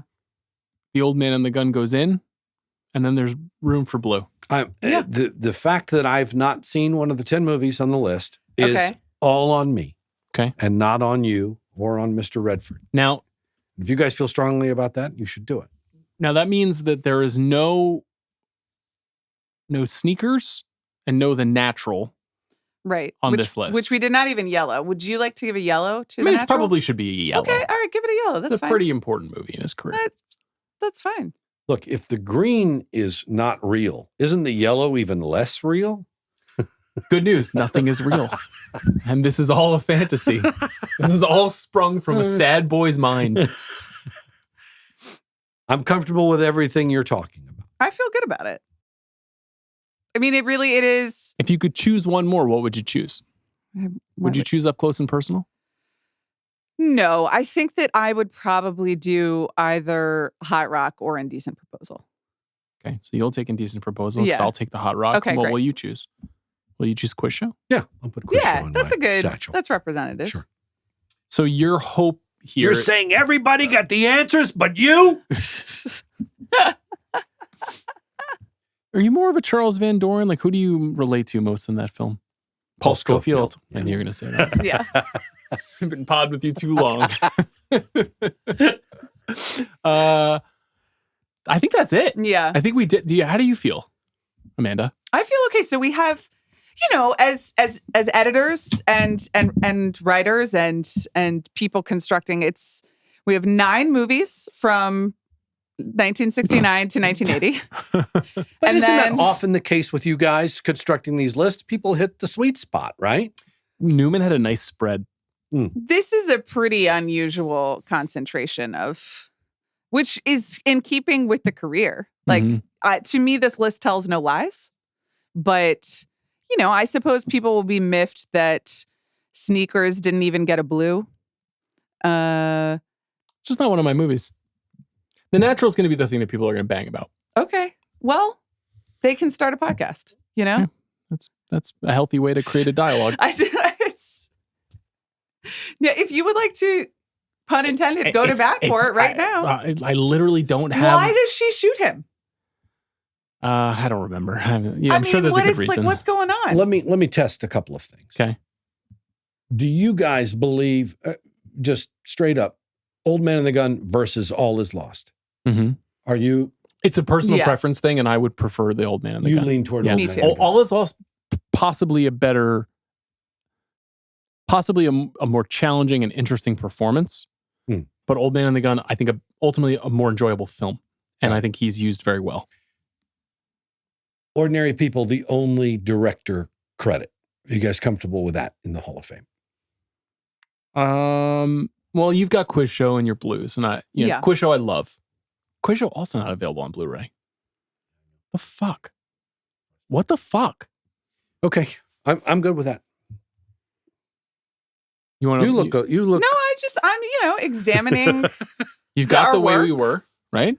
Yeah, You've which is got. important. What was really moving was you guys all saying like Downhill Racer, of course. Downhill Racer rules. Okay, great. And we need to great. be interesting, and we need to speak to our passions. I couldn't agree more. I think that just about does it. So let's just for the public record, we're going to read the greens. Do you want to read the greens, Amanda? I'd love to. Okay.